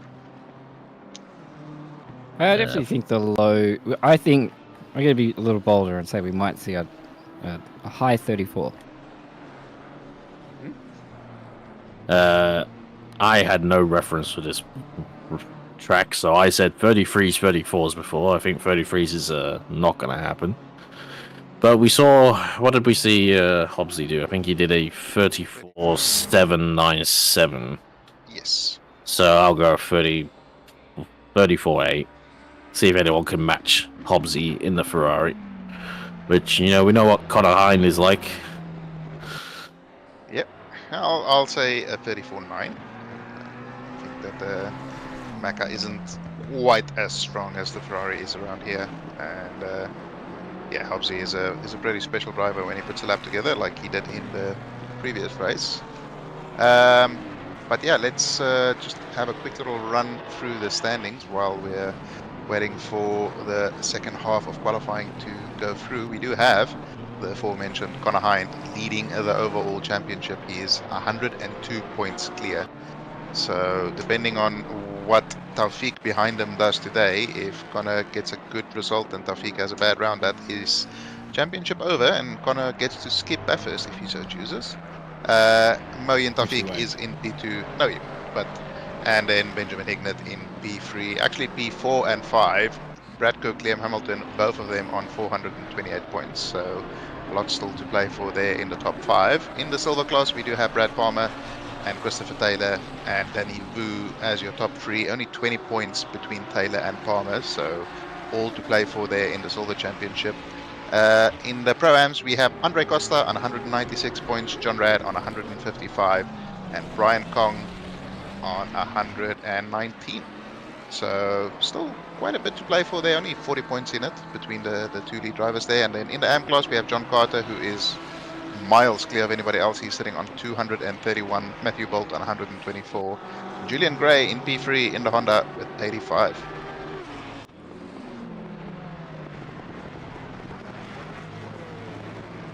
So yeah, not too much to play for in the overall championship here, but I think there's quite a few positions that's still not confirmed yet, and we'll certainly see if they can battle it out on the track. Hopefully, as we see, Brad Cook has gone up to a 35.0 there, and he is already a 10th or so up as he comes through the first sector onto the little back straight. Loses a bit on the exit. There's such a tricky corner to get on the power. We saw a couple of almost spins there. Sorry, Ricky. No, that's okay. Yeah, I've been watching Brad a bit in some of the practice servers, and yeah, he's definitely capable of a decent 34.7 or 34.8. Like, it's in there. He's got the lap time, so, and it's showing up there on the Delta now. He's currently the fastest person out on track. Yep. Race 2 winner from the last round, so we'll have a little bit of confidence going in. You should just see what Connor Hine can do, because it speaks to how well he's done the whole season. Like, last round was his worst, and he still came away with 84 points overall. Yeah, exactly. He's not a fan of this track though, so he hasn't had good luck here either. So we'll see how it treats him. Oh yes, the Duo Series. If I remember, I commentated on this race. It did not go very well for him. I think they had a disconnect. Yeah, I remember driving past a very sad-looking Audi just sitting at the pit straight. Average Audi experience. I feel like saying Connor Hine doesn't like this track is a slight understatement. Yeah, look, I'm being polite. I think there's some other words that can be used that's not necessarily family-friendly in terms of broadcast, but yeah, we saw Brad Cook there gain a bunch of time and then lose most of it in the final sector again. So he pulled off and put some fresh rubber on. He's only going to get maybe 2 laps, but I think probably only 1 more lap. And yeah, we're coming towards the sort of pointy end of qualifying here. And guys will have to start getting those laps together if they want to. Tommy Purcell Slady is an AM because he only recently joined. Last week was his first race in Sprint Series, so yeah, he still has to be properly classed, which I assume will be a little white plate next to his name. Yeah, it's looking pretty white to me. Yeah, definitely going well there. Top Ferrari. We obviously saw how good the Ferrari was in the last split, in Split Maranello. But definitely a lot more diversity here in Split Green. So glad to see it. A few more Mustangs as well. But, yeah, I don't think anybody who's starting in front or very close to a Mustang is happy to see so many of them. That thing is an absolute weapon on the straights. So it'll be interesting to see at the start there. Hindy at the moment up there, but I think Weatherburn might be, if things stays as it is currently, I think Weatherburn might be a big threat going into turn 1 at the start of the race for Connor Hind here. Yeah, just watching Weatherburn's times, he's just getting closer and closer. He's at 35.2 was his last lap, so he's getting close to the times. Yeah, he got a 35 flat in practice just before the race, so there's some time there. He certainly can, if he can get a lap together, he might be in prime position here, although it looks like he's behind a bit of a slower car here. Hopefully doesn't get affected by that on his final push lap here. Yeah, Kong isn't too much off the pace, I don't think, so might still be in good position here. And it's be a distraction at this rate. Yeah, I think Weatherburn has timed this perfectly. He's going to cross the line with about 10 seconds or so left, so he will have, if he has enough fuel, that is to say, he still has potential 1 more run. Let's see if he can get this final sector together. He's at 10, just over a 10th up. Still needs to gain another 10th or so to get into pole position. Gets a great there. Will he be able to get these final 2 corners together? Misses the apex a bit there. Touches the grass, and that's going to affect his whole run down the straight. He'll be kicking himself with that, and he's going to invalidate that lap and the next most likely. So I think that will be his qualifying over.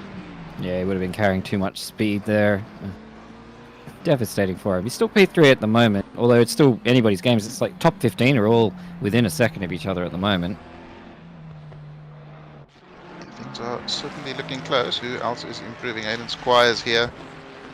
He's up ever so slightly. He has the final sector to contend with. A very, very tricky SS need to carry speed, you need to cut the track, you need to cut it in the correct way. Like, that is not enough cutting there, and you can see on his delta he lost about a tenth just through that corner alone now.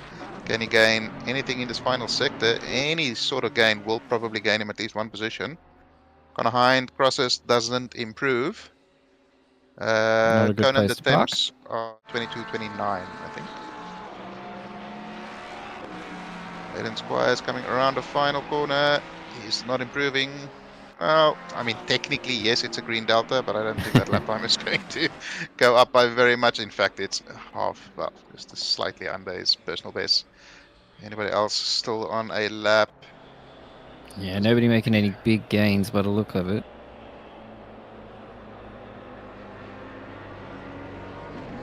I think that might be it. Car 21 seems to be the last. Johnson. Oh dear. Oh, and that is qualifying all over. That beautiful Falcons livery from Bad Palmer there. And we can get the final grid here. We do have a Brad Cook in pole position, followed by Connor Hind, followed by Jacob Weatherburn, Liam Hamilton, Christopher Taylor, Aiden Squires. I've sort of lost my place now a little bit. We can get the full leaderboard up, then we can... Should be Tim Purcell, Costa, Benjamin Hignett. Yep, there we go. And Luke Johnson. So John Carter in prime position there to sort of close out the AM Championship, qualifying in P13. I suspect he might be up for promotion come next season as well. And then Christopher Taylor, Aiden Squires there in the silver class, your fastest silver class drivers in this qualifying. Mr. Carter there, proving again why he needs a promotion. We're currently dominating the AM Championship at 107 points over Bolt, but yes, doing a good job, but probably at least a Pro-Am, dare say at least a silver, maybe. Yeah, this is actually quite bad for Brad Palmer's championship hopes. Christopher Taylor there is P2 in the championship, and he has qualified quite a long way ahead of him. So that is Palmer is definitely going to want to move forward in this race to try and gain some points back in the championship here. Porsche didn't look too strong at this race as well, but it is 60 minutes, no mandatory pit stop, so it's going to be who can keep the tyres as long as they can if they don't take a pit stop. But yeah, it's going to be tall order. I think these Mustang drivers, while they've qualified well, whether they can hold on to those set of rears, to say the least, for 60 minutes is going to be very interesting. Just to confirm, it is a mandatory stop, just not mandatory tires. Or yes. So, yeah, you can change tires if you want, but it will cost you about 28 seconds. So, whether that's worth the gamble, I think you can ask somebody like Jay Sweeney in the previous race whether it's worth the gamble, and I think you'll get an answer that resembles the words go, but starts with an N. Yeah, it definitely gave, like, in comparison, I was following Jay and we had a bit of a battle, and I didn't change my tyres, and it was definitely more of a struggle to me towards the end of the race. And he did start to pull away, but the gap he started to pull away from me wasn't intense or anything like that, so I don't think there's a big advantage for changing tyres unless you've absolutely cooked them or you've had a bad crash or something like that. I think most people here are just going to take as little fuel as they can. Shortest pit stop possible because of the ridiculously long pit lane here, and that's going to be the optimal strat, I think, for most people. Yeah, we saw Hobbsy at the end of the previous round. He was doing low 36s at the end of the race still, so he managed his tires absolutely beautifully. Still had a lot of life left in them. They may not have felt very great, but they were going quite quick. So, yeah, I think that's obviously the optimal strat. But yeah, Mustang, from my understanding, not exactly renowned for its tire management capabilities. McLaren is pretty decent on tires. BMW is a good car on tires. And the Ferrari seems to be holding onto its tires very well. So there's quite a few drivers there in the sort of top 7, top 8 that could potentially have a bit of a shake-up as the tire wear really starts to become a problem towards the end of the race. Yeah, you really have to kind of treat it like an endurance stint, don't you? You've got to sort of manage the tires and manage you're probably going to be reasonably heavy because you want to take as little fuel as you possibly can in that last stop. I mean, you saw Mitch, he probably took his pit stop with 10 minutes to go. That's probably the most ideal way you can do it because you're minimizing your pit lane time. So it is kind of like a little endurance stint where you've got to manage them and keep everything under control. So it'll be interesting to see, like you said, the car differences here. Like the Mustang definitely does chew its tires a lot more than a BMW or a McLaren. So yeah, I'm keen to see from this perspective. Yeah, the other thing to sort of keep in mind is not only the tire wear, but also the pressures, because these curbs are brutal Yes. in terms of reducing the tire pressure. So I saw a couple of drivers finishing that race with low 25 psi tires, and for those who are not in the know, that is not good.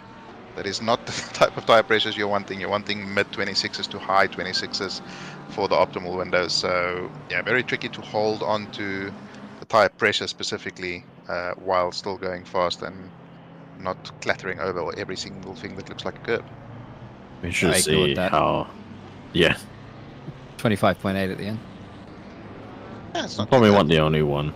Ben Wittner down there in P22, it's not what we're used to seeing from him, so hopefully he'll be able to claw his way back up through the field as they go double foul for the start of this race. Times are very close in qualifying too, so it's not necessarily an indication. Of his actual pace there, yeah. As if you don't mind, I'll take him away for the race start. Brad Cook leading Connor Hind as we go green, and that's a great start from Christopher Taylor in P5. Weatherburn was caught napping. He's not going to be the threat into turn one that we thought. Brad Cook with a great start. Hind, look at that Mustang of Christopher Taylor up the inside. Free by side going through there. Hamilton, is he going to touch? A little bit of a touch, but they managed to still stay pointing the right direction.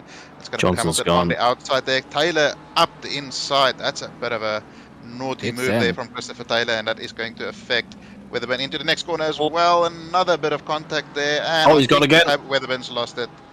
I think Weatherburn has absolutely bended into Liam Hamilton. Ooh, Oh, and safety You might car, have a safety surely. car here. that's a big old accident.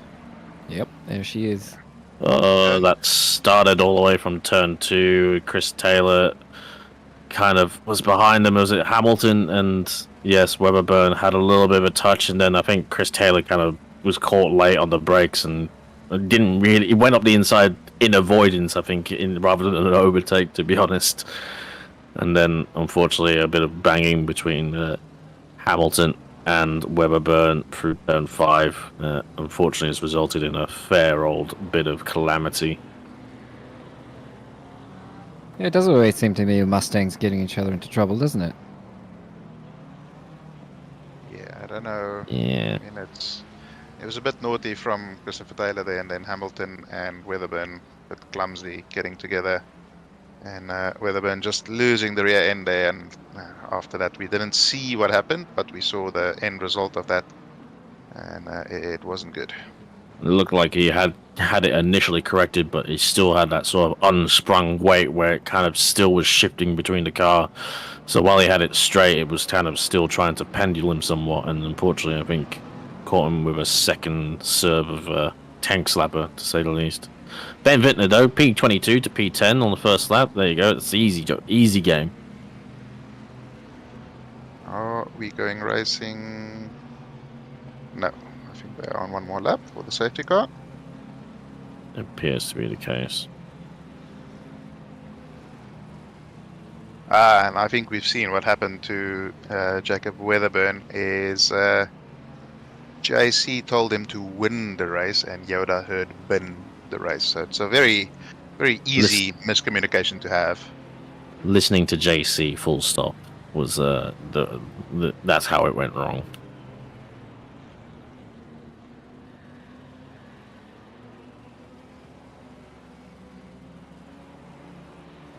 Oh, there we go. That's better. There goes the string. And loaded more RAM.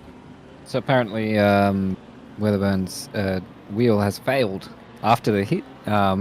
His wheel has ceased to exist, ceased to work. Is probably a better way to put it. But yeah, unfortunately, so that's Weatherburn out of the race. He won't be able to come back from that. So that's a pretty devastating result from him, from P3 to a DNF within not half a lap.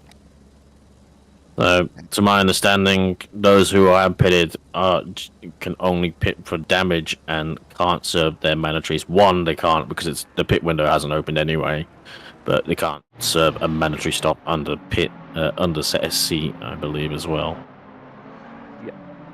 That is true, but I don't Pit think window they'll be, will be opening shortly, though. I think they will be pretty much there by the time the pit window opens. So I don't think anybody in this lead train will be able to dive off. Connor getting very close to Brad Cook there. I did see Johnson was turned around at turn 1 before all that happened as well. The number 19 car, who is racing his way to try and catch up to the back of the field, and they just might do so with this little last chicane, as everyone is bunching up, spreading out, hoping there's not going to be safety cars, breed safety cars, as it does get a little bit awkward here. And this might be Cook. He's still holding it, entitled to do so. After the final corner, technically, so he should be able to go now. I mean, it doesn't really matter when he goes. The Mustang will just drive away from the McLaren. The question is, He's gone. He's will gone. Christopher Taylor be able to do anything to Hind? I think Hind is in big trouble here from Taylor. Yep. He's definitely going to have to go very defensive. Not sure if Hind got caught napping a little bit there, but I think Taylor should be clear by the time they get to T1 here. Mustang also very good under brakes. I think Hind just got caught not being in a Mustang there. Shout out to Ben Hignett, Benjamin Hignett has come up a fair few positions in the Lamborghini as well, up to P4. So It does lots help of when gains for him. half of the top 10 kills themselves. Yeah, skill. Well, only clean overtakes on that opening lap. That's how he got up there. But yeah, How I did that last week as well. It was all skill, mate. It wasn't because half of every split died up in the first corner.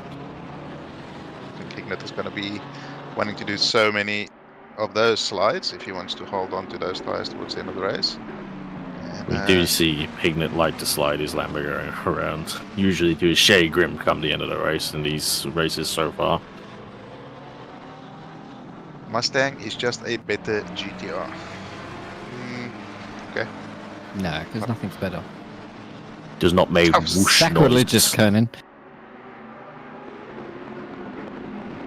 A high-end XL is better GTR. Alright. Ooh, that's a Alright, big Lunchy. Then from Costa in the back there. Looks as though Costa and Purcell went side by side. They're still almost side by side. Hind gets a good run out of here. It's all going to count for absolutely nothing coming down the main straight. And, It should be good in the slipstream. McLaren should be able to hold on. But yeah, you're right. Like, he is just going to tear away. But the slipstream's going to help Connor. He has to stay in that, I think, if he wants to have any chance of catching around these corners, where the McLaren definitely performs a lot better, especially in these this turn coming up here. The McLaren is quite strong, and it should be a little bit stronger than the Mustangs.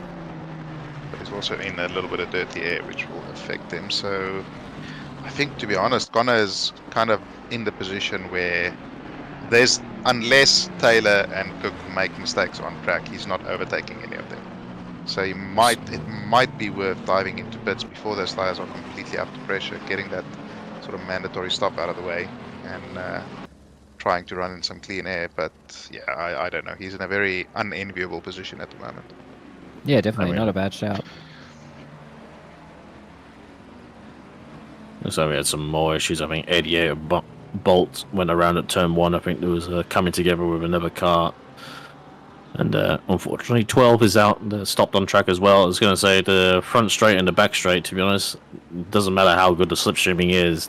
It's not really long enough for it to make a difference here, no matter the delta between the cars, I've found.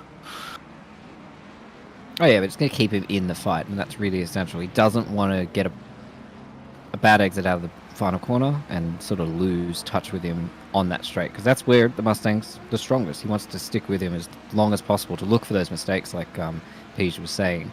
But I think Peach might be on the money here and saying that an overtake between any of these three drivers, who are all pretty quick, is going to be pretty tricky for him. Yeah, I don't think there's much chance of him challenging, but Taylor is looking very quick here. not letting Cook go at all at the moment. So this is very good for Taylor's championship hopes.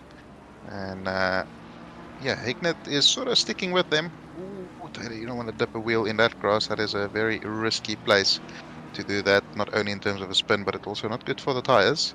The question is, of course, here we go. So yeah, that was a naughty move there from Taylor, and then Hamilton tries to take the opportunity. Maybe just a lack of visibility there from Yoda, and then all hell breaks loose. Fairly well avoided by a bunch of people. Oof, say that as the Clini drives into the back of him, but Messy. Not as much carnage there as there could have been, though. no, it was pretty well avoided by quite a lot of them.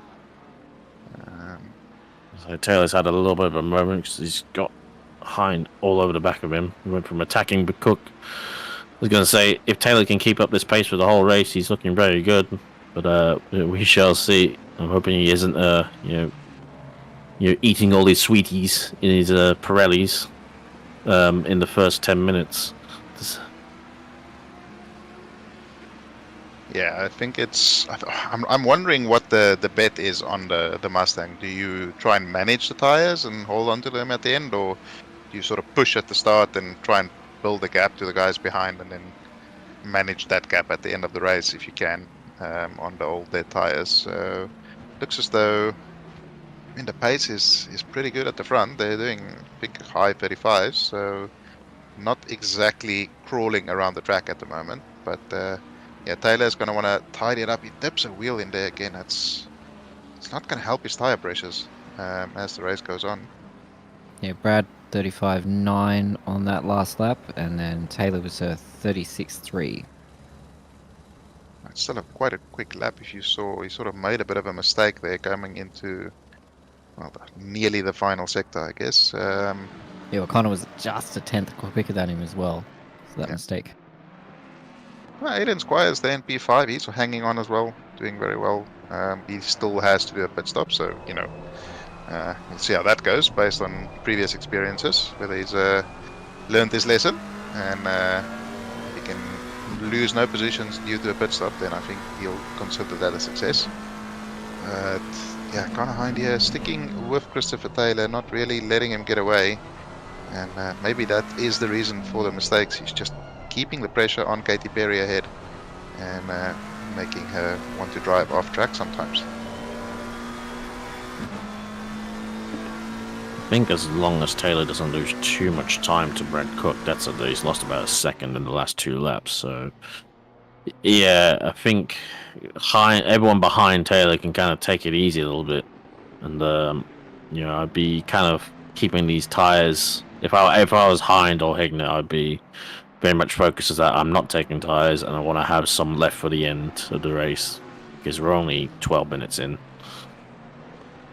Yeah, the issue is you can manage, but you can't manage too much because the Squires, Costa, Purcell, those guys behind, they're not miles and miles off the pace. It's only a couple of tenths, so it's true. If you decide to manage too much, you might find yourself in the clutches of some of the drivers behind, and if you're falling into the clutches of Aiden Squires, as we've seen what the Mustang can do on the straight, that might be quite detrimental to your positioning.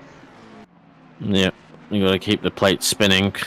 And, yeah, we do know how hard it is to get an overtake done here. As Connor gets very close, but not going to be close enough. It's amazing how much they can cut the inside of that curve. We didn't really see any drive-throughs for track limits in Split Yellow, but maybe one of you can allude to how track limit, danger is this racetrack. I think might have just scraped the wall there. There's only one corner that is really warning worthy. I mean, you can on this final corner you can get a warning if you cut too much across the triangle there, but yeah, that corner where we saw them cutting so much is pretty much the main risk for Barker and Weberburn getting penalties for the first few races. I think they are no longer in the server, which maybe is why their name hasn't come up. Yeah, you're correct there. Yeah. 13 of Barker and the 219 of Weberburn in the Mustang. Looks as though Weatherburn is still circulating. No, yeah, He's actually, going no, good well, just- pace, Ben is still going. but he's a lap apologise. down. He's back there. So, Must have got the gear working. Good to see him coming back. so it's going to be interesting. So, okay. Shkruma, yeah, Oh, that's a split yellow That's, driver split there. yellow. Car 17 is Christopher Taylor, I think. So, whoa, Yoda with a big old slide there. Yeah, there we go. Christopher Taylor with the 10-second penalty. So, yeah, Yoda and I think Yoda's penalty is most likely for sort of a little bit turning in on Hamilton, I guess, is how the stewards adjudged it. Anyway, they have their penalties. They'll have to serve them regardless of what they think about them. But it looks as though Taylor is just starting to sort of drop off Cook here a little bit now and starting to feel the pressure. And of course, Well- now it's not only Hind, it's Hignett as well. Well, yeah, like Hignett did a 35.9 on the previous, which is just a tenth off Cook, who's doing a 35.8 there. So, yeah, I think Chris definitely slowing down Connor here a bit, and he's just maybe managing tires, maybe just trying to see if he can frustrate Connor a bit, maybe force a mistake that way. But yeah, he's definitely running a little bit slower than what the potential pace probably is, because I can't imagine Brad Cook's pushing to the limit at this point of the race. The problem Hind is sitting with now is he can't afford to do his pit stop now, because when you come out of the pits with those tires, they just don't quite switch on the way they did before you went in.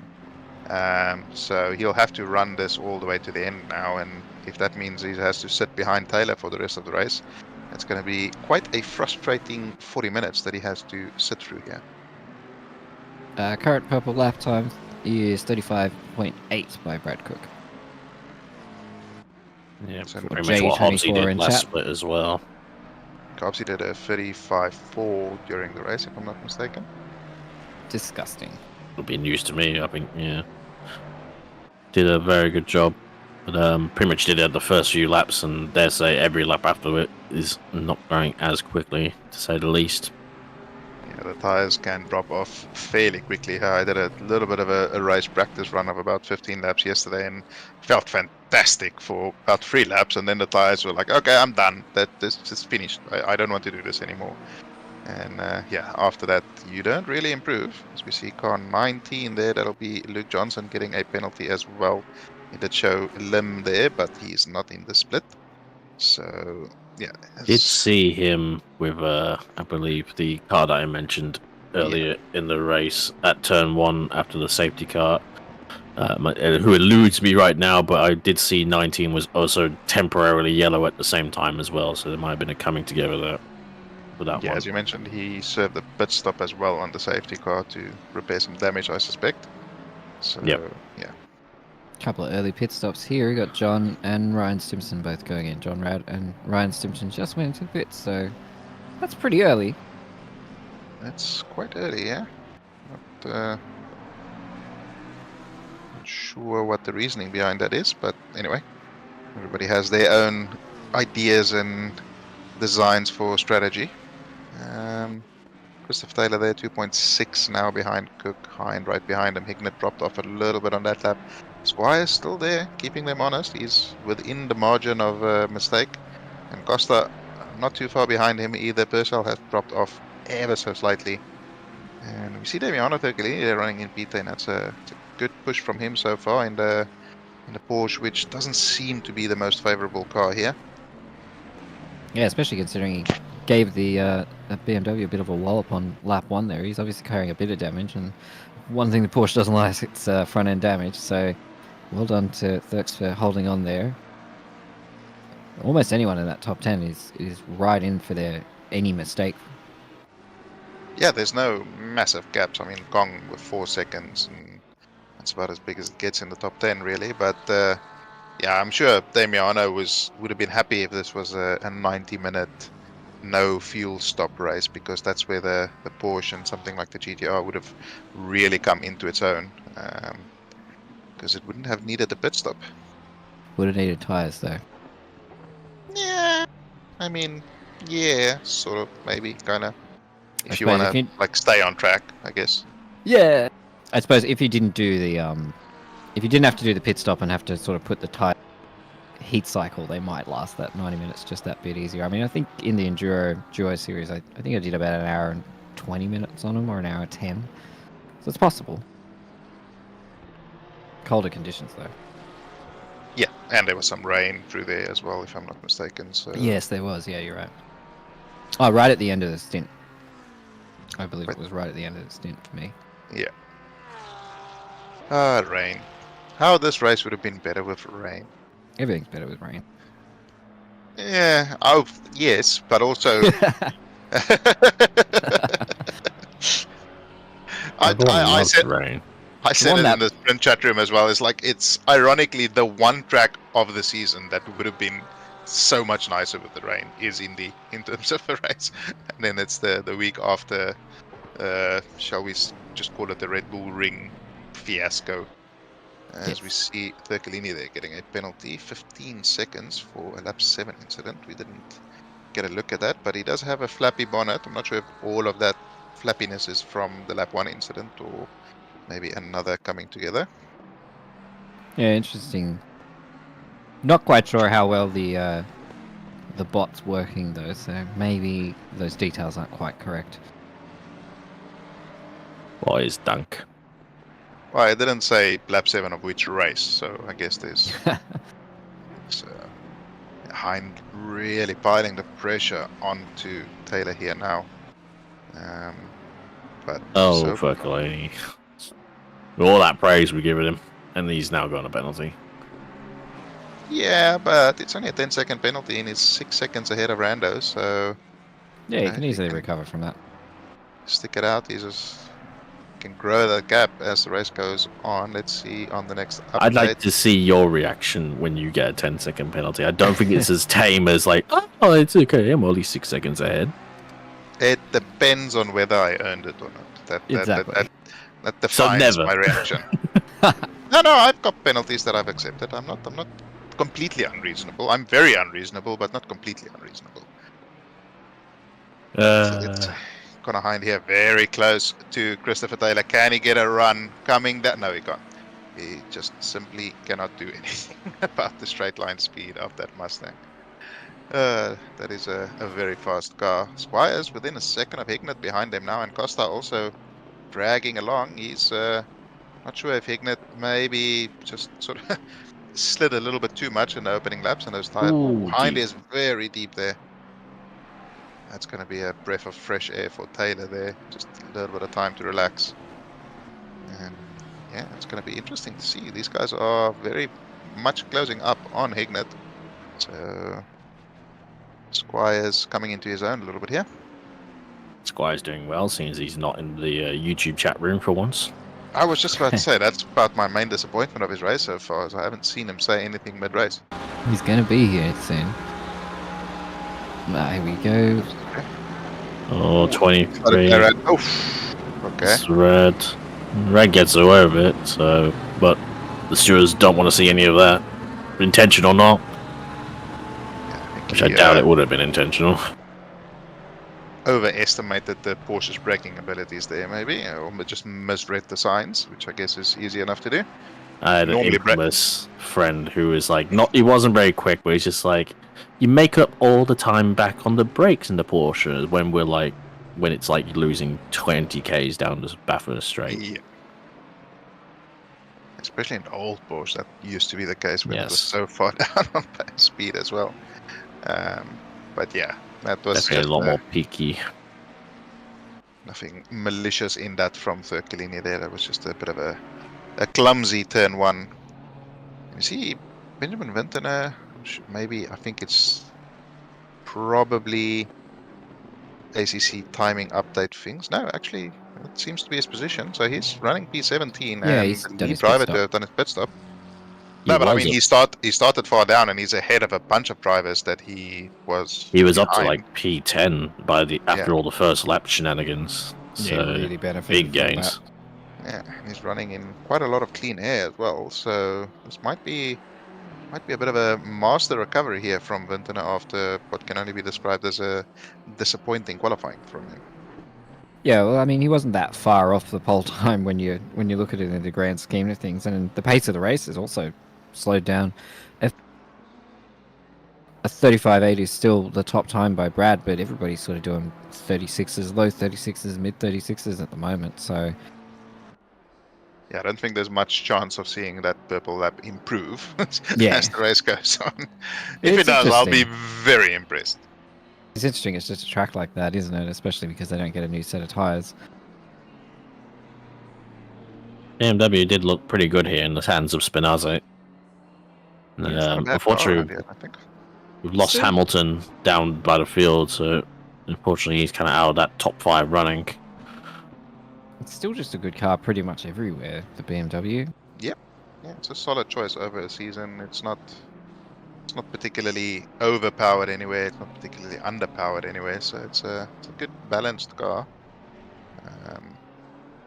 I just very much struggled the last time I drove it. It felt like such a boat, and I say that as somebody driving the Bentley. The actual boat. It felt so big and cumbersome, and I just couldn't understand it. But anyway, it is still a good big. car. Probably is still though the best handling out of all the front engines, or probably the better balanced. You know, they're all a bit front limited, but I dare say the BMW is probably the least. And you know, you've got good torque like the Bentley does as well. Kind of generates its power quite early, low down in the rev range. Yeah, the biggest issue is it just sounds so very meh. Like the I I miss the vacuum cleaner. M6. Yeah, in the game. But the real life M4 sounds pretty wicked actually. So this is a little bit Well, disappointing. we know what in game, Kronos is like. yeah, it's probably a freaking BMW 240i that they recorded for it anyway. But so yeah, Vintana is still lapping fairly consistently, 36.9 in that previous lap. It's going to be very interesting. He's closing the gap to Keen ahead of him, which you'd expect. But it's going to be interesting to see after the pit stops roll through where he's going to sort of filter out, whether he's deeper into that top 10, maybe manage to undercut a couple of people, or, well, yeah, it's still a long race to go, so don't want to make any predictions now.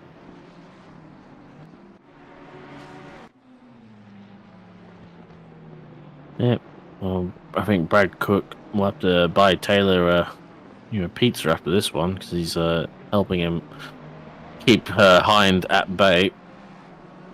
Dare say, Connor won't be too happy with being held up, because he knows he's quicker, and he knows the car's ahead's got a penalty, but just can't find a way past. Whether he's really pushing as hard as he wants to, he's just kind of covering his tires. But dare say he's had worse races.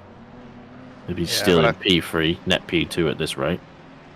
I think the consideration from Hind as well is he doesn't need to win the race. This is not a vital race for him to win. If he finishes where he finishes now, and Taufik, who had a bit of a rough start to the race, I think Hind is here.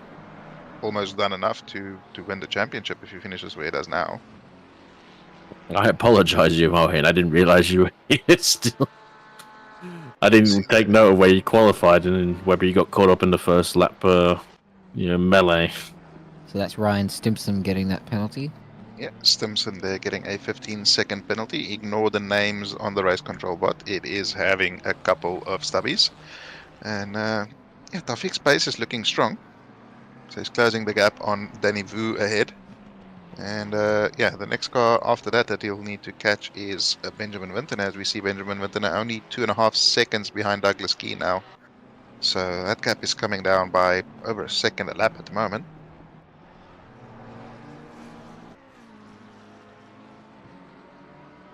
You did see in split yellow, early pitters did get quite held up by cars for position, which they're entitled to do. They're not obliged to get out the way.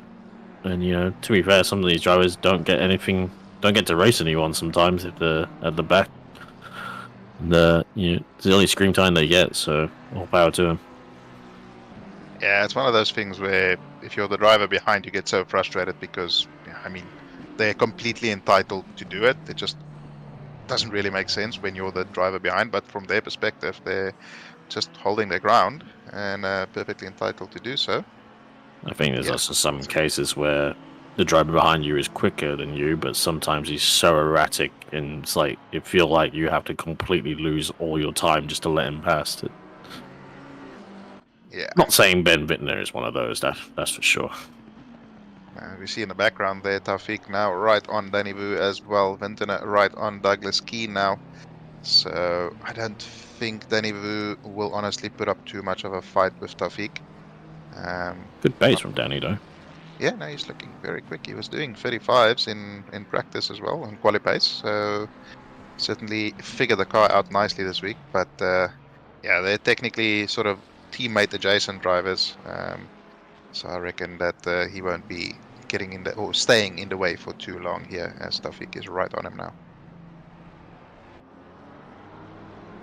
Oh, see, Ventana is past Keen already. I'm not sure if that was an overtake or a mistake, but regardless of how it happened, he is through. Next car up the road is Dan Foxtrot in another McLaren, which is 4.5 seconds up the road for him. Yes, and no discredit to split yellow. I'm hoping we see some more overtakes because I'm not gonna lie, I don't recall many. Saw many attempts, saw many wrecked cars as a result in the split yellow, but proving very hard to get past down here. There's a lot of sort of following closely, but not being able to produce an overtake, to say the least, which is unfortunate with this track. Does kind of need a bit of a mistake to incite an overtake. Yeah, it is a very tricky track to overtake. I mean, we say that almost every week. Most of the tracks in the game are difficult to overtake on, but this one in particular does shine out a little bit. It's I think it's probably top 5 hardest tracks for overtaking. I feel like if you're really committed and experienced enough, you can make an overtake anywhere. But yeah, this is a really difficult case, to say the least. Like, yeah, it's very tricky. Yeah, I mean, it all depends on essentially the run you get out of the final corner or turn 7 or 8.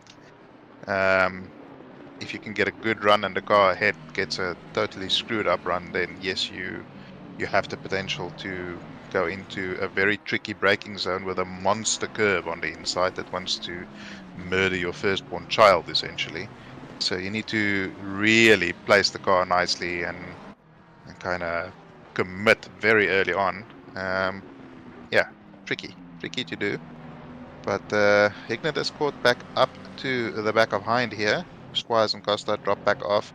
Costa still on the back of Squires though, so potential little battle for P5 there. But yeah, we see Connor Hind.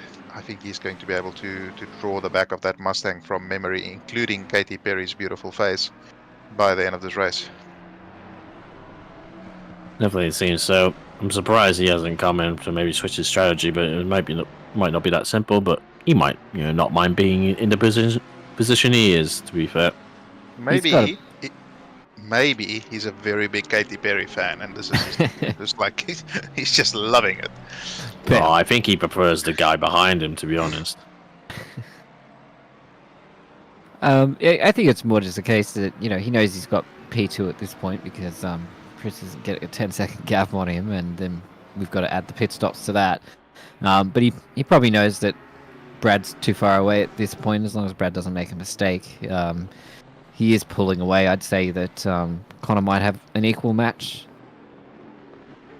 Yeah, the problem for Hind is Hignett is within that margin of a bad pit stop.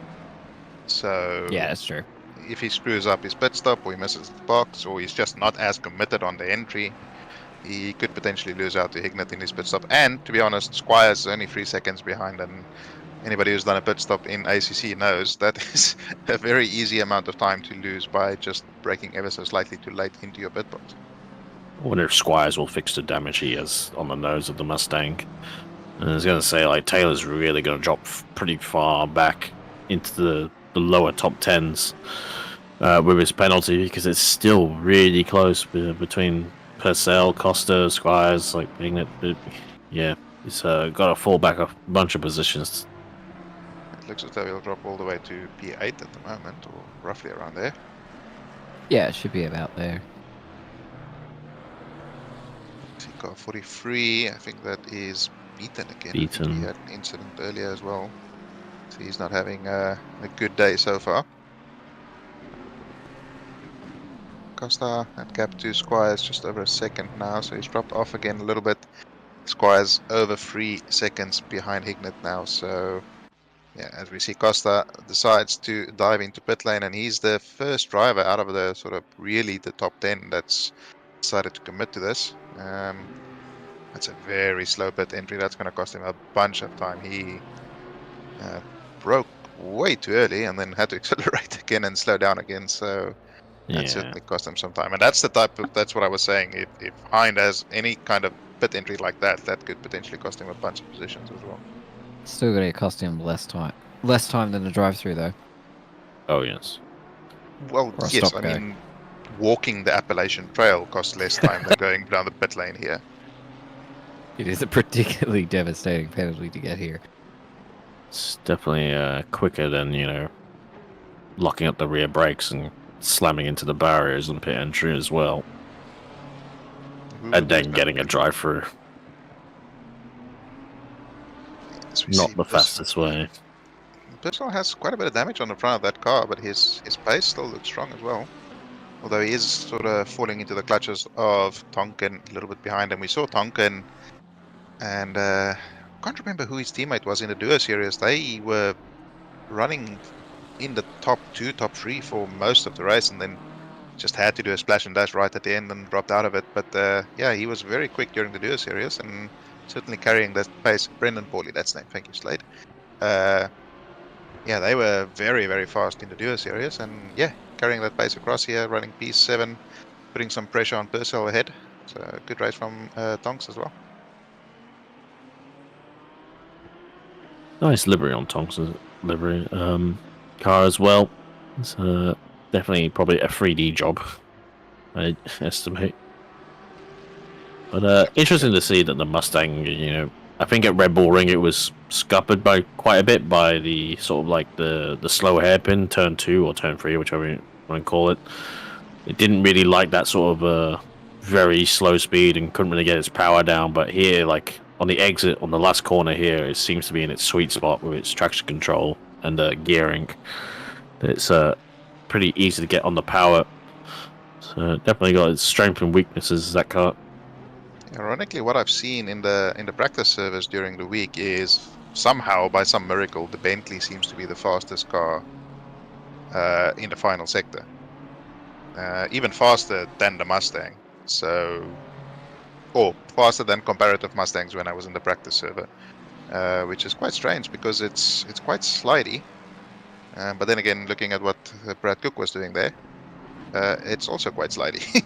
So that might be why it's not quite as fast in the final sector. But yeah, Brad Cook coming up to quite a lot of blue flag traffic here. He's going to hope that they can get out of the way pronto, so he can continue unhindered and not lose too much time to the drivers behind. Not that he's under any sort of pressure really, but yeah.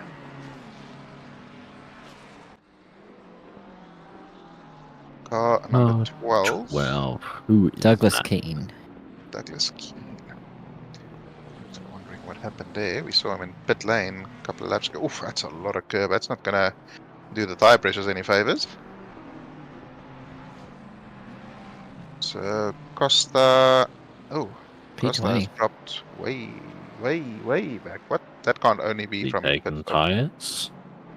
May have Possibly. taken tyres there, yeah. Yeah, maybe. Whoa, that's not the line. Who's that BMW? It's Liam Hamilton, I think. Who's taking the adventurous line there. They've got a leader right behind them. I hope they've got their mirrors about them. Brad Cook goes through there on Liam Hamilton. Oh, that's Cook quick. misses his Cook. braking. He cooks it there. Where is he? It's always so funny when you see a car just disappear out of frame. But he managed to pull it up eventually there, and yeah, it didn't cost him too much time, I won't think. Hind is ahead of Taylor now. Hind has gotten ahead of Taylor, yep. How did that happen? And when did that happen? And when will Taylor pass him on the straight again? We shall see.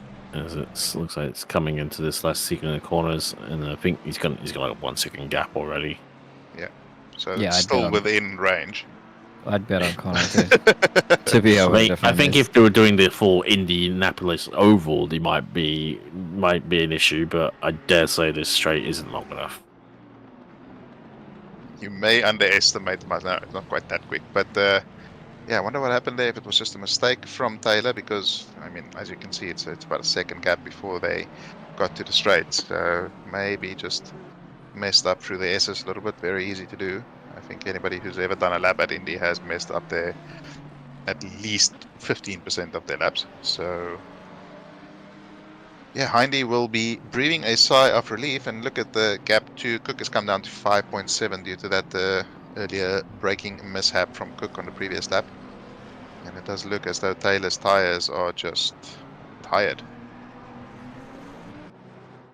It's interesting if you're. Here we go. It's the replay. Or he's too deep, he's wide, he's in a different postcode almost. It's And just gone wide. That was the easily- opportunity you needed. The big mistake finally happened. Wasn't even that big. Yeah, big mistake is quite the. It's just- Slightly overcooked it. Relative bit to the wide. lack of mistakes that he's been doing. yeah, no, I mean, given the first 40 minutes of the race, that is a comparatively big mistake. But yeah, I think he'll be kicking himself. I mean, I don't think he has the pace necessarily to stay ahead of Hind, but without the mistakes, I don't think Hind would have been able to get the overtake done. So yeah, bit of a boo-boo there for it. Looked like Hignett diving into pit lane, I think. And Squires, I think. Oh no, yeah, he get. Yeah, so only Hignett. All 7-1, This- yep. So I guess we'll see if that triggers anybody else to do a pit stop. I don't think at this stage of the race the undercut is really much of a threat given the lack of tires that you'll be having at this stage. Let's see, should start moving about now. About now. There we go. So yeah, a good tip for anybody who's racing tomorrow: don't set it to 1 liter of fuel. There's a glitch that happens in the game where it doesn't count your pit stop and it drops you before it counts it. So add 2 to 3 liters just to make sure that you can actually get your mandatory pit stop cleared. Good advice. Maybe that's Peach just trying to, gain himself an extra second or two on the opposition. And Yeah, he's he going wants to that take one extra. later. That extra thousandth of a second over everybody else. He's not your friend, chat. I would say some words, but then I'm not allowed to say them now. Silence is an admission of guilt. No, I was going to swear at you mostly. But no, it's a legit tip. A legit tip. I feel like a legit tip after that. But anyway, you see Hignett has come out of pit lane. How far ahead of Purcell will he be? Quite a few seconds, I suspect. Vintner now only 4 seconds behind Purcell as well. Taufik slowly but surely closing that gap on Vintner as well. So that should place Vintner roughly where P7 when everything sort of washes out towards the end. No, he's done a good Which- job there. Yeah, which is a very solid recovery.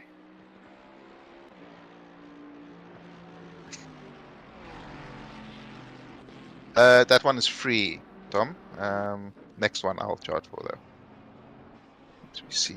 That's quite a nice looking livery on that Merc there. That was Stimson, I'm not sure.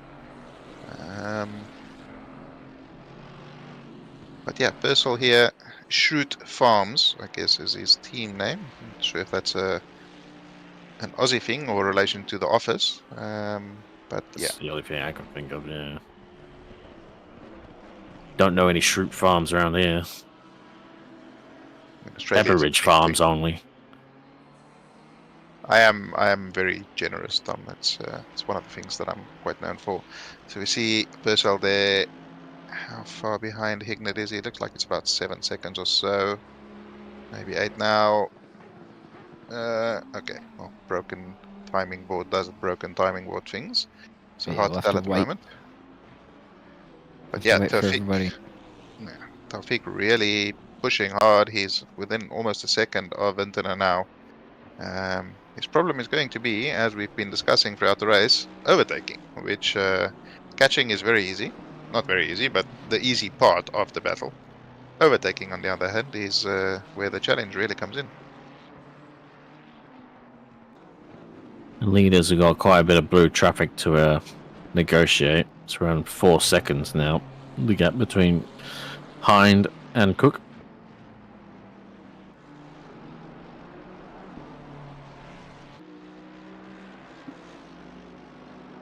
Yeah, Hind has started closing up to him, so maybe he's been able to save his tires a little bit while sort of chilling behind Taylor.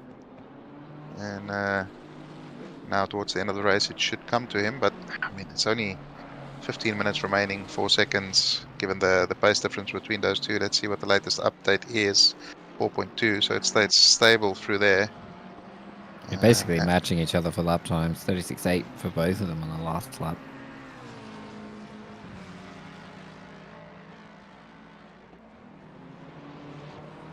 Yeah, so it's going to be interesting to see when these guys do decide to do their pit stop. I'm assuming most of them will be waiting until about sort of 7 minutes or roughly around there. Leave it as late as possible. And yeah, Taylor with that 10-second penalty, as things have spread out a little bit now, especially with the pit stop cycling through, I think his loss might be quite a bit less than we initially anticipated as well. Yeah, we'll have to see once he does his pit stop how he filters back through the field, because obviously that's going to change it. Because you got Johnson with a penalty there too, who might come into play, and he's going to drop down a few positions, but still hasn't pitted yet either. So clean air is probably what everyone wants at this point. Pretty much, yeah. Johnson's also quite a few seconds behind. He's about 30-40 seconds behind where Taylor and them is. So he's not really a threat to anybody in the top 10 after his disastrous race start. But yes, at the moment, Hignett is your... Ooh, you don't want to be doing that too often there, Hamilton. It's a risky move, to say the least. But yeah, it's Hignett is your lead runner that has performed his pit stop. Purcell 6.5 seconds behind him. No, wait a second. Hignett is now behind Purcell. What has happened there? Yeah, he was ahead. Not sure what's happened. Certainly was. Yeah, he was ahead. He's definitely...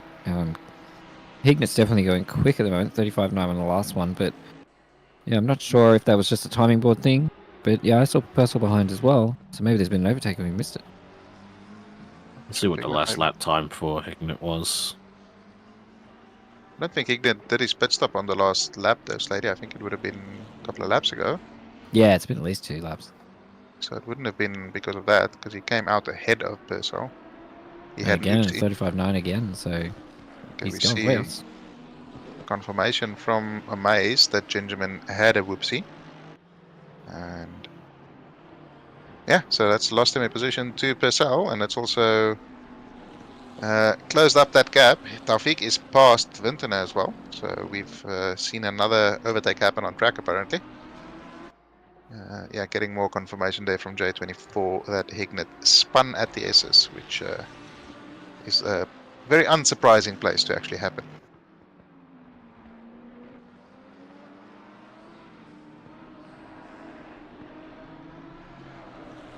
Really surprised the leaders haven't boxed to get out of this traffic. Especially with only 7 minutes left on this pit window. Yeah, but I think, like I said a little bit earlier, is the challenge is, especially when the tires are completely up to temp and sort of halfway through a heat cycle, once you go into pit lane, they just don't really fire up quite as nicely in that second stint. I mean, there's exceptions to people who manage it very well. Hobbsy is somebody that we can point to that managed to not really lose much. But yeah, if you pit a little bit too early, then you potentially lose a couple of seconds in the next couple of laps towards the end of the race. So yeah, it's a difficult call to make when you actually want to make that pit stop.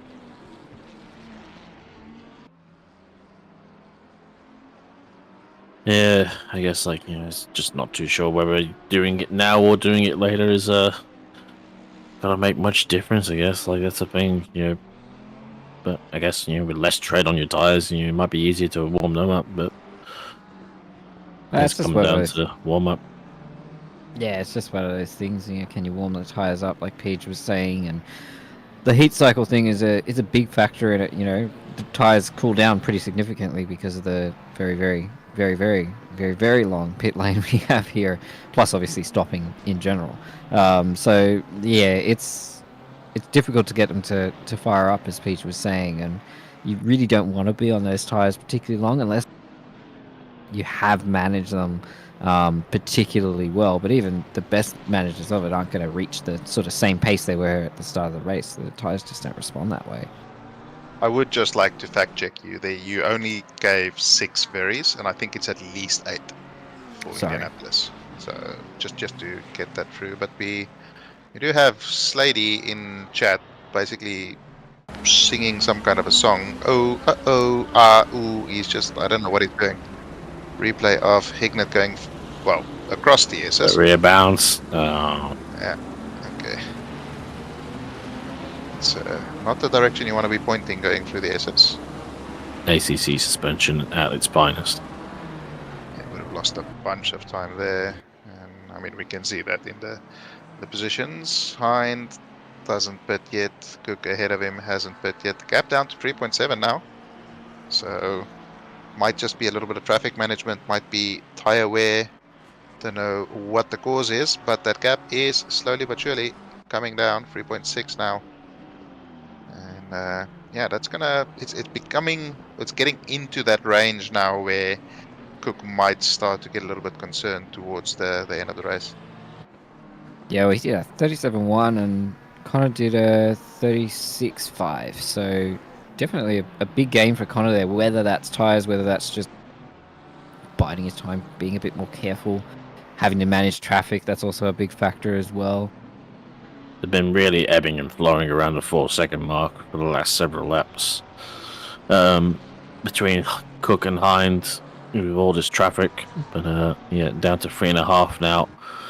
It's just, I'm surprised, I think boxing earlier, just getting out of all this traffic, removing that risk of, getting caught up in someone else's boat. As we get a replay here, Taufik behind Wittner, and Wittner just gets a bit too deep into turn 13, and Taufik needs no more invitation.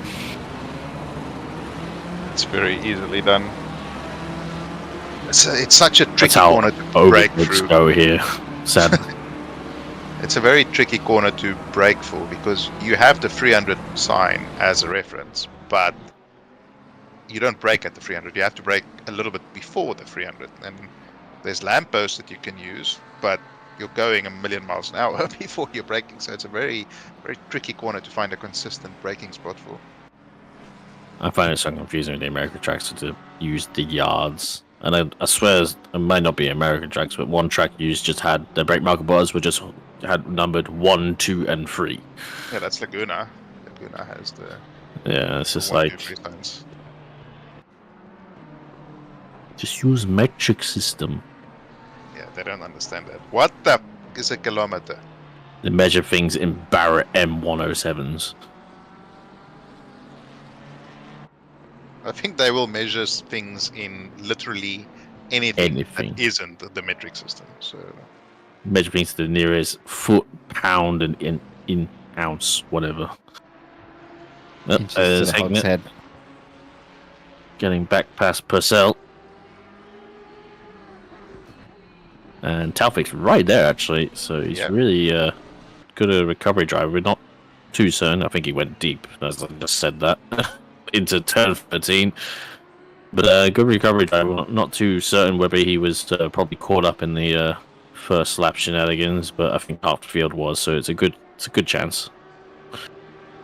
Yeah, I'm not sure we saw. I don't know where he qualified actually. He kind of snuck under the radar a little bit. Might have been the same with Vintner.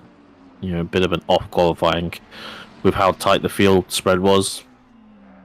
Well, they've both done a great job of recovering.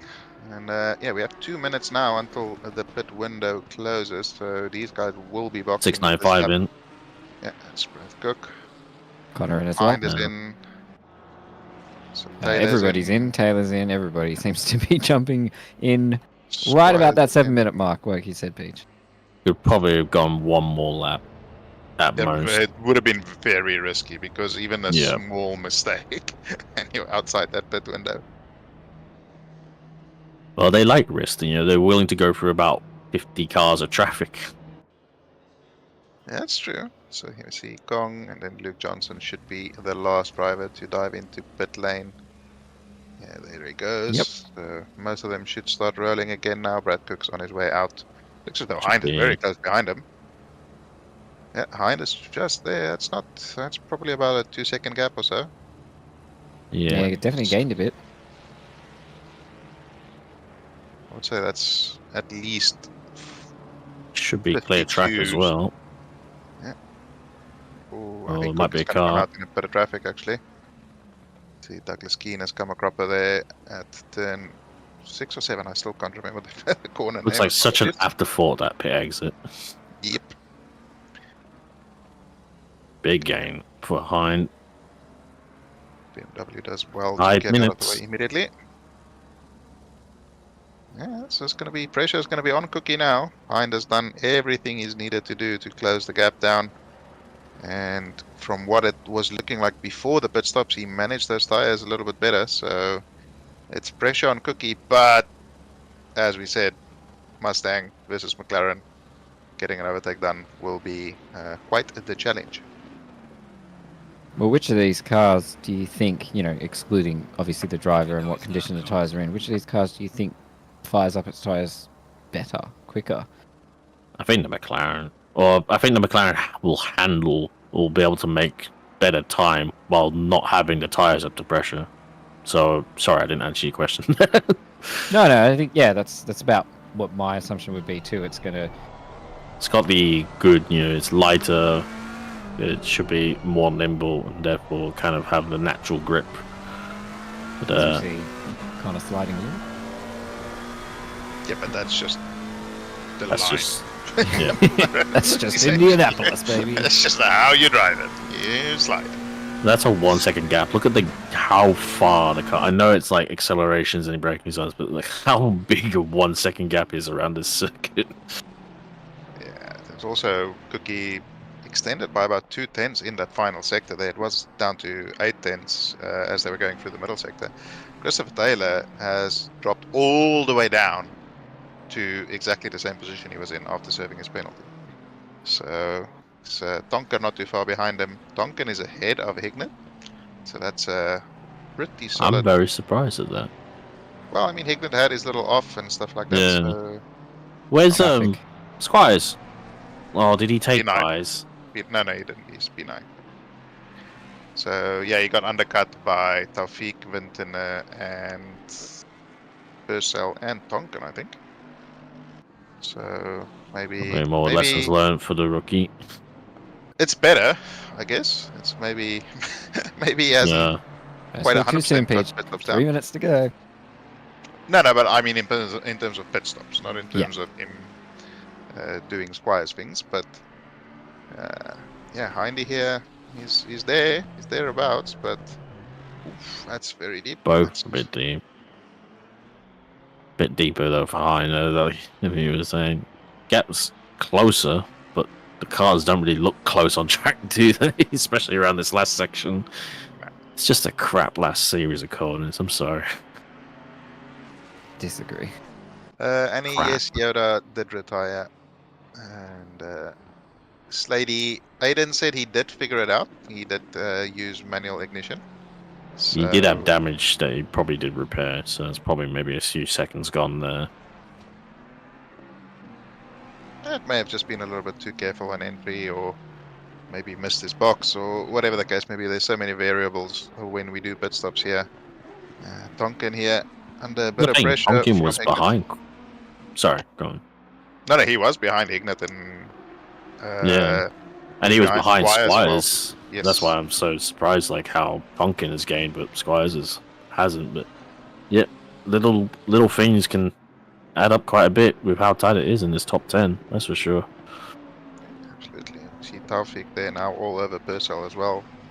Taufik really been flying after the pit stops, really cutting through the field. And yeah, he'll be happy with the recovery. I don't think he'll be too happy with the overall result, but he's certainly done well to get back up into a good point-paying position at least. Don't think Hind will clinch it on points, clinch the championship. I think he'll still required to go to Bathurst, but dare say just needs a few more points at Bathurst to clinch his championship, even if Taufik wins. Yeah, so I think Taufik's biggest hope is essentially Hind hitting all of the walls on Bathurst, basically. As we see, Brad Cook has started the final lap. Connor Hind is 0.7 of a second behind him. He's much closer than he was on the previous lap, but I mean, there's not a lot of overtaking opportunities throughout the lap. So all Brad has to do is just sort of keep it nice and safe, and he should be able to take out the win here. And I would like either of you two to pronounce Brad Cook's team name. I don't know if either of you speak Polish, but It's Welsh. Yeah, that's a isn't it? hard no from me. Just oh, you do speak Polish. Okay, got it. Yeah, we Apologies to all our Polish fans. Hind is very close behind him, but yeah, he's very quickly running out of opportunities. If you can get a great run through the SS, maybe into T13, maybe This is Cookie can definitely the make last lap. may have been worth Hind sort of stealing a speed token there, cutting a little bit too much. He's not quite close enough. McLaren isn't quite good enough. Under the brakes, Cook just needs to get it slowed down. He's managed that. 2 more corners to navigate. Taufik also very close behind Purcell for P6 as well. Oh, Hind is so close behind him. It's going to be a drag race that's only going to come out with one winner here, and Brad Cook will cross the line in P1.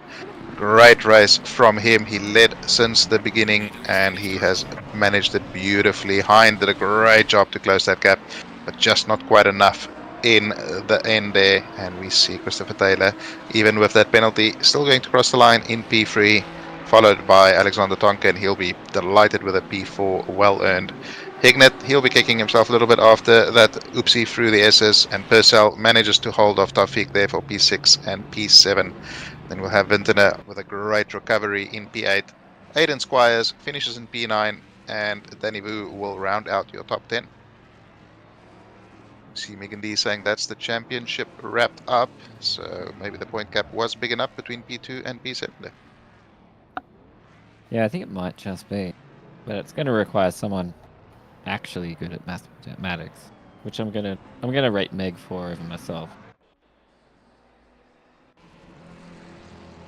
Yeah, that's a good result for Danny Vu as well, but unfortunately for him, Christopher Taylor did get P3 there, and yeah, so that will be a big points haul for Taylor in that silver battle. But Vu finishing ahead of Palmer, not by much, but it helps.